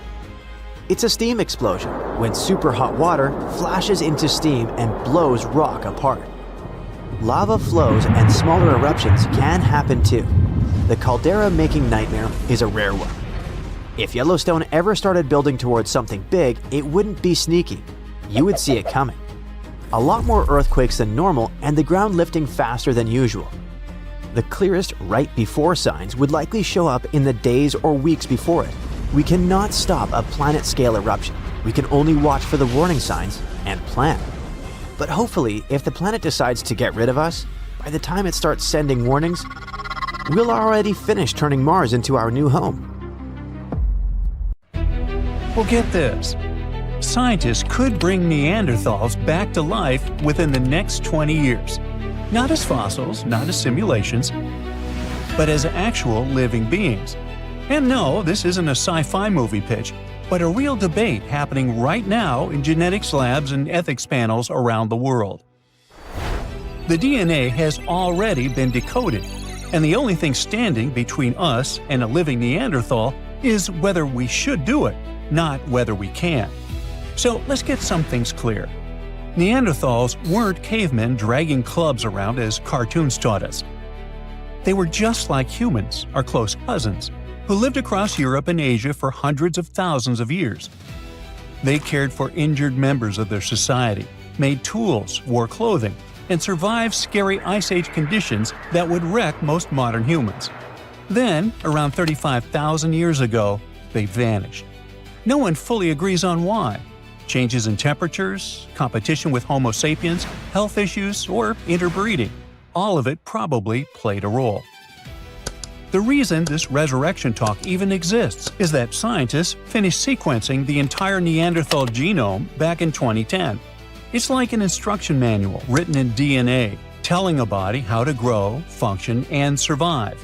Now, once you have that manual, the question shifts from what were Neanderthals like to could we rebuild one? This is where CRISPR enters the story. It's a gene editing tool that works like molecular scissors. It lets scientists cut DNA at precise spots and replace sections with different genetic code. They already use it to study health conditions, edit embryos in animals, and even modify human stem cells in labs. Now, in theory, scientists could take human stem cells and slowly replace modern human DNA with Neanderthal DNA, piece by piece. One famous geneticist from Harvard says it could happen within a couple of decades. He doesn't mean that copying a Neanderthal straight from a fossil, because ancient DNA is too damaged for that. Instead, his idea is to take human DNA and slowly change it piece by piece until it matches Neanderthal DNA. So it wouldn't be a copy from the past, but a modern human body rebuilt using Neanderthal instructions. Whoa! Scientists are willing to go through all that because they want answers to questions like why Neanderthals disappeared and we survived. How did their brains work compared to ours? Did they think differently, feel differently, or process language in unique ways? A living Neanderthal could answer questions that bones and fossils never can. Some researchers even think this could help modern medicine. Since Neanderthal genes influence immunity, metabolism, and inflammation, studying a full Neanderthal biology could reveal why certain conditions hit humans the way they do today. So, in a strange way, reviving them could help us. But all this excitement hits a wall made of ethics. A Neanderthal wouldn't just be a lab mouse, it would be a person. That single fact flips the entire project upside down. You can't treat a person like an experiment, even if science really wants answers. Being the only Neanderthal on Earth would be tough, to say the least. They'd have to live with no culture, no community, no one who would want to truly share their biology. They'd grow up surrounded by modern humans who would study them nonstop and forever label them as an experiment. So, critics of the idea are sure that kind of isolation could cause serious psychological damage. There's also the issue of consent, which the experiment would completely break. No Neanderthal can agree to being born into a modern world, raised by humans, studied for life, and used as proof of a theory. Consent is crucial in medical ethics, and you can't even test meds without it. Cloning a human ancestor would break that rule. Now, if we forget about ethics, there are also serious biological risks. No one knows how a reconstructed Neanderthal genome would behave in a modern human womb. Pregnancy alone could be dangerous. Development might not follow expectations. Immune reactions could go wrong. Even small genetic mismatches can cause massive problems when you're building a whole human from scratch, you know. And even if everything worked out, the results might disappoint. One individual couldn't recreate Neanderthal society, and behavior comes from culture as much as DNA. Without a full population, the answers we get could be shallow, misleading, or incomplete. The debate on whether we should or should not bring back Neanderthals is so intense because the possibility of doing so is very real. Genetic engineering keeps accelerating, and the tools keep getting cheaper, faster, and more precise. Right now, no lab has approval to try this. No Neanderthal embryo exists. But scientists, ethicists, and state officials already argue about rules, limits, and red lines, which is another proof of how close it feels. It also brings up the big question of whether scientific curiosity has limits and who gets to decide them. Right now, there's no law that bans resurrecting extinct humans.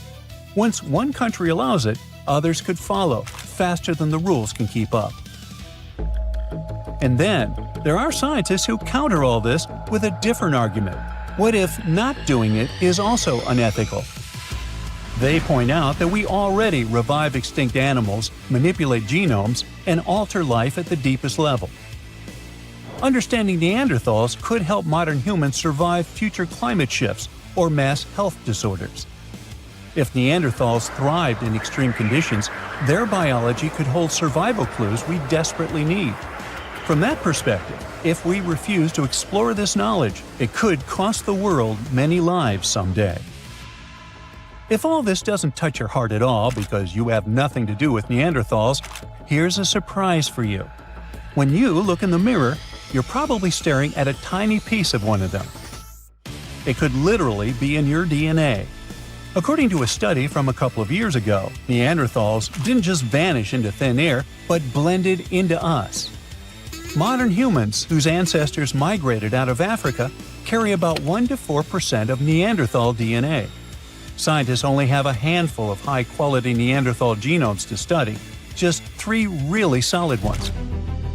They come from bones found in a cave in Croatia that are about 50,000 to 65,000 years old, plus 2 others from Eurasia dating to around 80,000 and 50,000 years ago.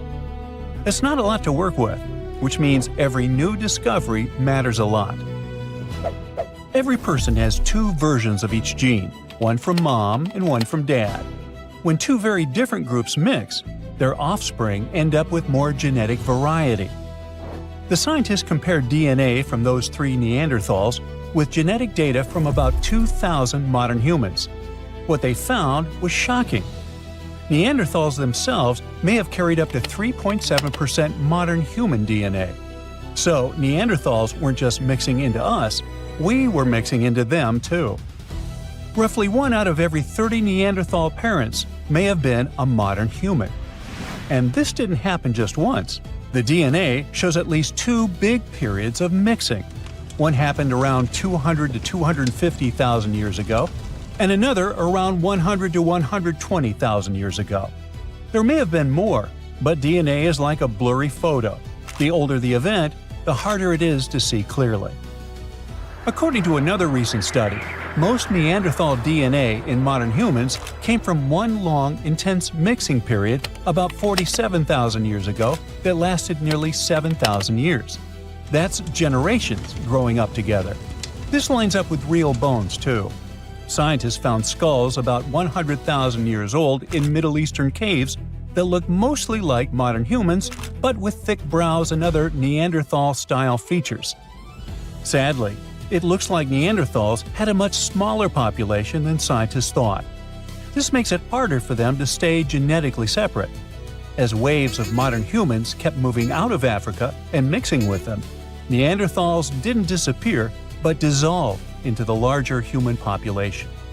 So, Neanderthals didn't lose the game of evolution. They're part of us.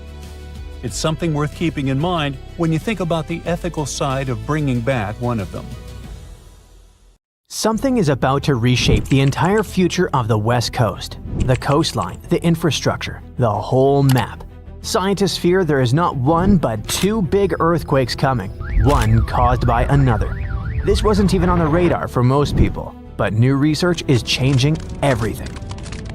For decades, everyone treated the San Andreas Fault and the Cascadia subduction zone like 2 separate monsters that just happened to live in the same neighborhood. They were powerful, yes, but independent. But now, scientists believe these 2 giant faults are mechanically linked, and one can literally pull the other into rupturing shortly afterward. Cascadia moves, San Andreas moves.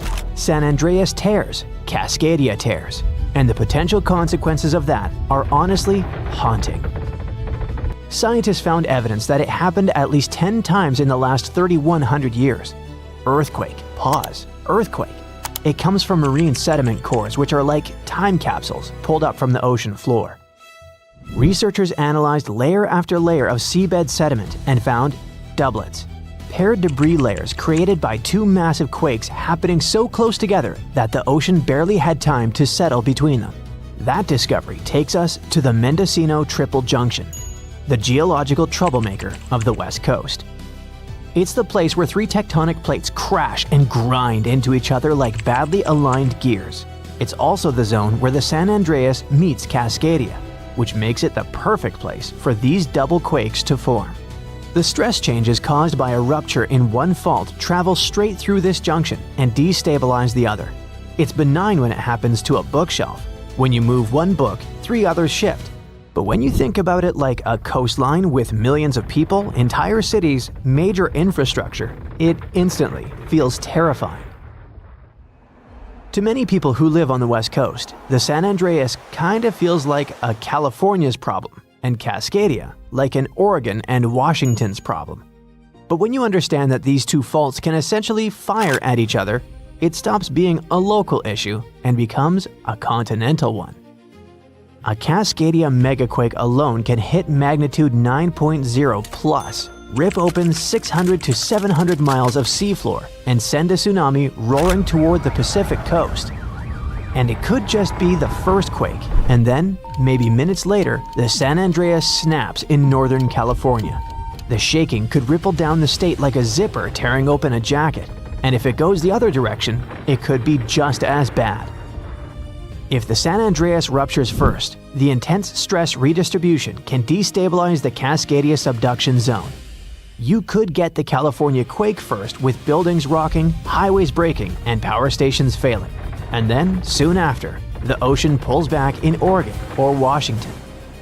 And the 20-minute countdown to a tsunami begins, a follow-up disaster. It's the kind of chain reaction you don't want even in a video game, let alone real life.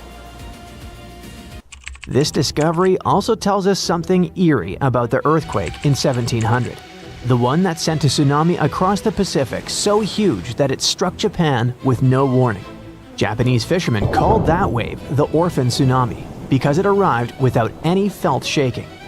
Only centuries later, scientists figured out that it came from the Pacific Northwest. But until recently, no one knew that the San Andreas might have felt that event too, and it possibly slipped or destabilized because of it. So, the whole West Coast may have moved together. And we've come to the scariest part. All this isn't about if, it's strictly about when. The faults have a rhythm, a pace, and a geological heartbeat. We've seen how they behave across thousands of years. We know what they did, and now we know they sometimes do it in sequence. The real fear isn't the first quake. California already expects a big one. The real fear is the second quake, the one that comes before you've checked on your family, before emergency responders regroup, before the power comes back, and before the dust settles. Even if you don't live on the West Coast, this matters for you too. The ports in California, Oregon, and Washington handle a massive chunk of America's imports. Knock them offline, and it's not just the coastline that feels it. The ripple hits the entire country, and potentially the world. Grocery prices spike, supply chains freeze, gas availability dips, shipping timelines go nuts.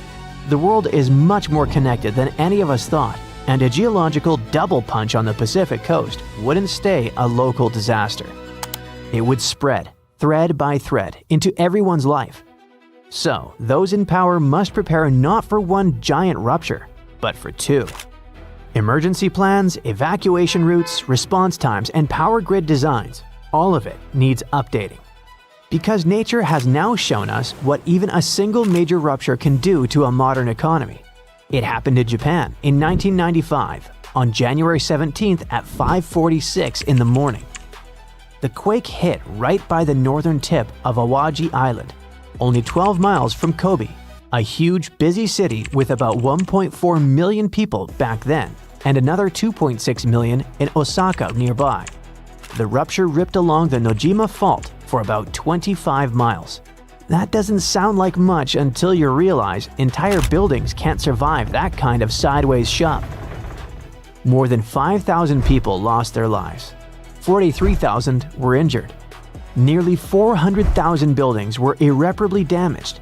This disaster hit one of Japan's largest industrial zones. And when you mess with a place like that, the shock doesn't stop at the shoreline. The damage was $200 billion US in losses, from smashed buildings and infrastructure and many businesses shutting down. Kobe's port just collapsed. Only 30% of the Osaka-Kobe railway lines worked. Part of National Route 28 literally vanished into the ground. Schools, hospitals, and municipal buildings, 85% of them took damage or were unusable. Fires broke out across Kobe, almost 300 separate incidents, burning the equivalent of 70 US city blocks and taking another 600 to 700 lives. Almost 100,000 people permanently left the region, 2.5% of the whole population gone in less than a year. And here's a detail that stuck with me. So many bridges failed that engineers suddenly had to confront how poorly older designs handled lateral shaking. Houses with heavy tiled roofs, built to fight typhoons, crumbled because all that weight sat too high. but the newer homes made after the 1981 building code revision stood. And that's when Japan realized that modern seismic standards were crucial to follow. Japan threw $58 billion US into restoring the region. Power came back in days. Roads and rail returned in 5 to 8 months. The main expressway took 21 months. The port was fully rebuilt in just over 2 years. And by then, all debris was cleared. Within 15 months, manufacturing jumped back to 98% of its old level. Stores reopened. By 1999, Kobe's economy reached roughly 75 to 90% of pre-quake levels. Japan overhauled its disaster management system entirely. They set up the Central Disaster Management Council and rewrote building codes. They upgraded everything from emergency drills to fire-resistant city layouts, and they launched the Earthquake Early Warning System that now gives Japan those precious few seconds before shaking hits. The same system that saved countless lives since 2007. But despite all this improvement, the Kansai region still sits on dangerous ground. The Roko Awajishima fault system, the same one that snapped in 1995, still runs under them. The 2018 Northern Osaka quake and the 2024 Noto Peninsula quake reminded everyone that this threat didn't disappear. It just waits its turn. A future large event on that system could hit even harder simply because the region has grown more complex, more interconnected, and more economically loaded. So Kobe wasn't even a triggered double fault rupture, but it still broke a major industrial hub, reshaped a national economy, and permanently changed global shipping routes. That's why when scientists started talking about 2 joint faults firing off back-to-back in Cascadia and San Andreas, you don't even have to imagine the consequences. We already got a preview in 1995. We've all thought about rewinding time, whether to fix that cringeworthy mistake or a sneak peek at next week's sports scores. But let's be real, those thoughts fade. For most of us, time travel is just a fun movie idea. But for astrophysicists, time travel isn't just sci-fi. It's a serious puzzle hidden in the fabric of space-time. And now, new models suggest the universe might just allow time to bend in ways that didn't seem possible. Humans were intrigued with manipulating time long before complex scientific models. In an ancient Hindu story, a king visits the heavens for minutes and returns centuries later.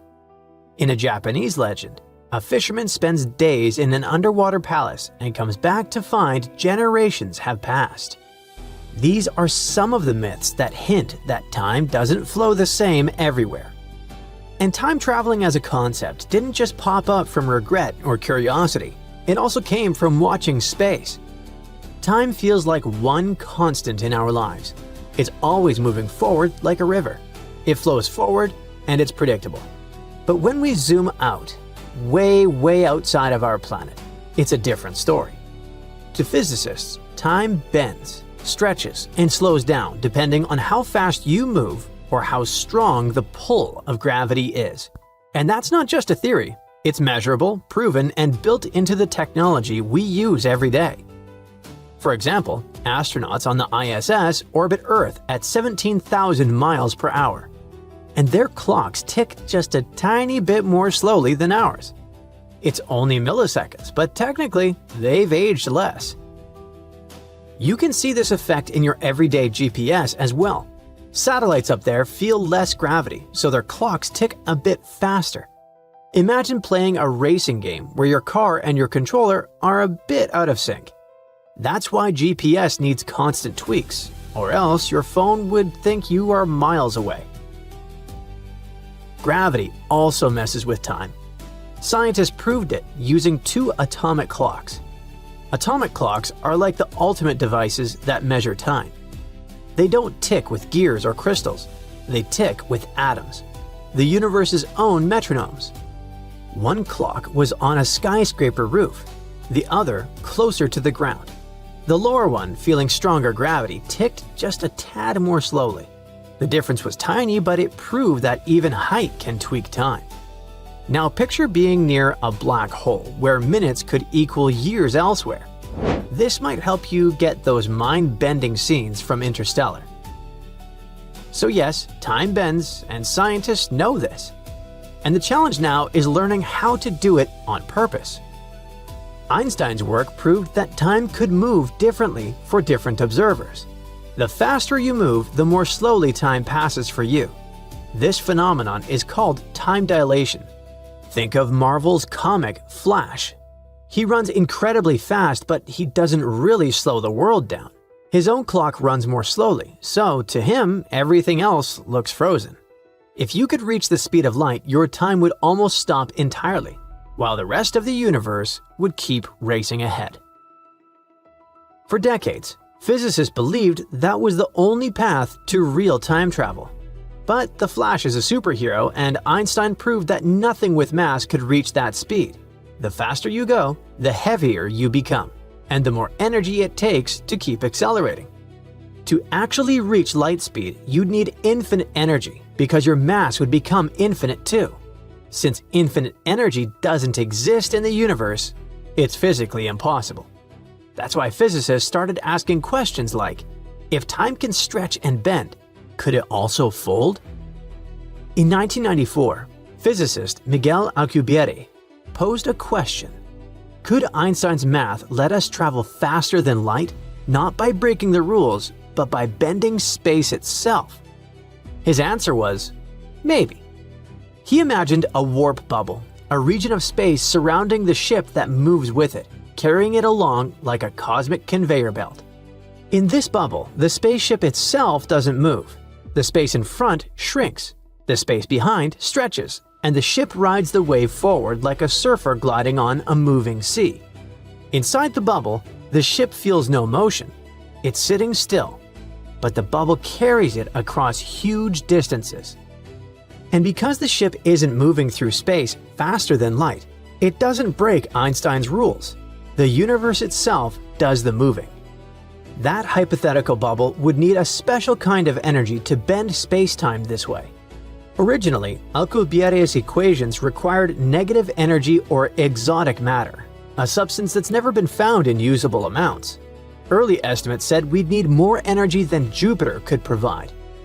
For years, scientists have wondered if the universe could allow something like a cosmic shortcut without breaking the known rules of physics. While nothing practical has been found yet, theorists have explored models that closed time-like curves, loops in spacetime that bend back on themselves. Here's how it works. Imagine spacetime as a giant sheet. Normally, moving across it takes time, like walking across a field. But a closed time-like curve is like drawing a circle on that sheet. If you walk along it, you could eventually end up back where you started. In spacetime terms, the start and end could be different moments in time. So instead of just moving through space, you're following a path that loops through time, a theoretical shortcut to the past. This isn't pressing a button to hang out with your younger self, it's more like a time detour, a loop in the universe that could let something trace its way back to the past, all without breaking the speed of light. Einstein's math already lets spacetime do gymnastics near spinning black holes, twisting like a cosmic corkscrew. Physicists can explore these loops on paper, but creating one in a lab is far beyond our reach. If one day we could turn this math into a real spaceship, a warp bubble wouldn't actually make the ship go faster than light. Well, technically, there would be no speed. Inside the bubble, the ship wouldn't move at all. Instead, it would fold space like a piece of paper, bringing two faraway points together. The ship could get there in minutes while still obeying the cosmic rules. This is how it worked in the famous Star Trek series, and what many movies adopted as a method for space travel.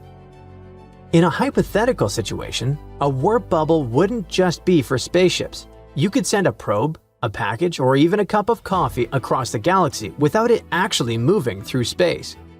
It's pretty cool, because since the bubbles move space around it, everything inside stays totally still relative to the bubble, which means no spills and no weird forces acting on the coffee. However, we are still far away from that point. The challenges we face are pretty massive. We still don't have enough energy, and folding space-time at will is still out of our reach. But for the first time, The math suggests that it's not impossible. What used to seem like pure sci-fi is now popping up in real science journals. These concepts aren't just about whipping up time machines or warp drives.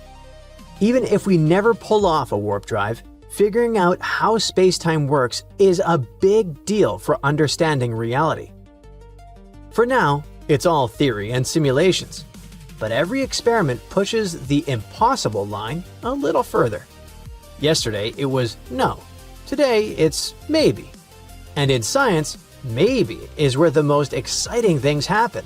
So while we're not ready to build time machines or bubbles across galaxies yet, scientists can now study and test these ideas using real physics, which will lead to new exciting discoveries. That is, unless future Earthlings figure out how to do it maybe 1,000 years from now, so they travel back in time to show us how we can do it ourselves. Which will create a grandfather paradox, unless someone sends the idea back in time and creates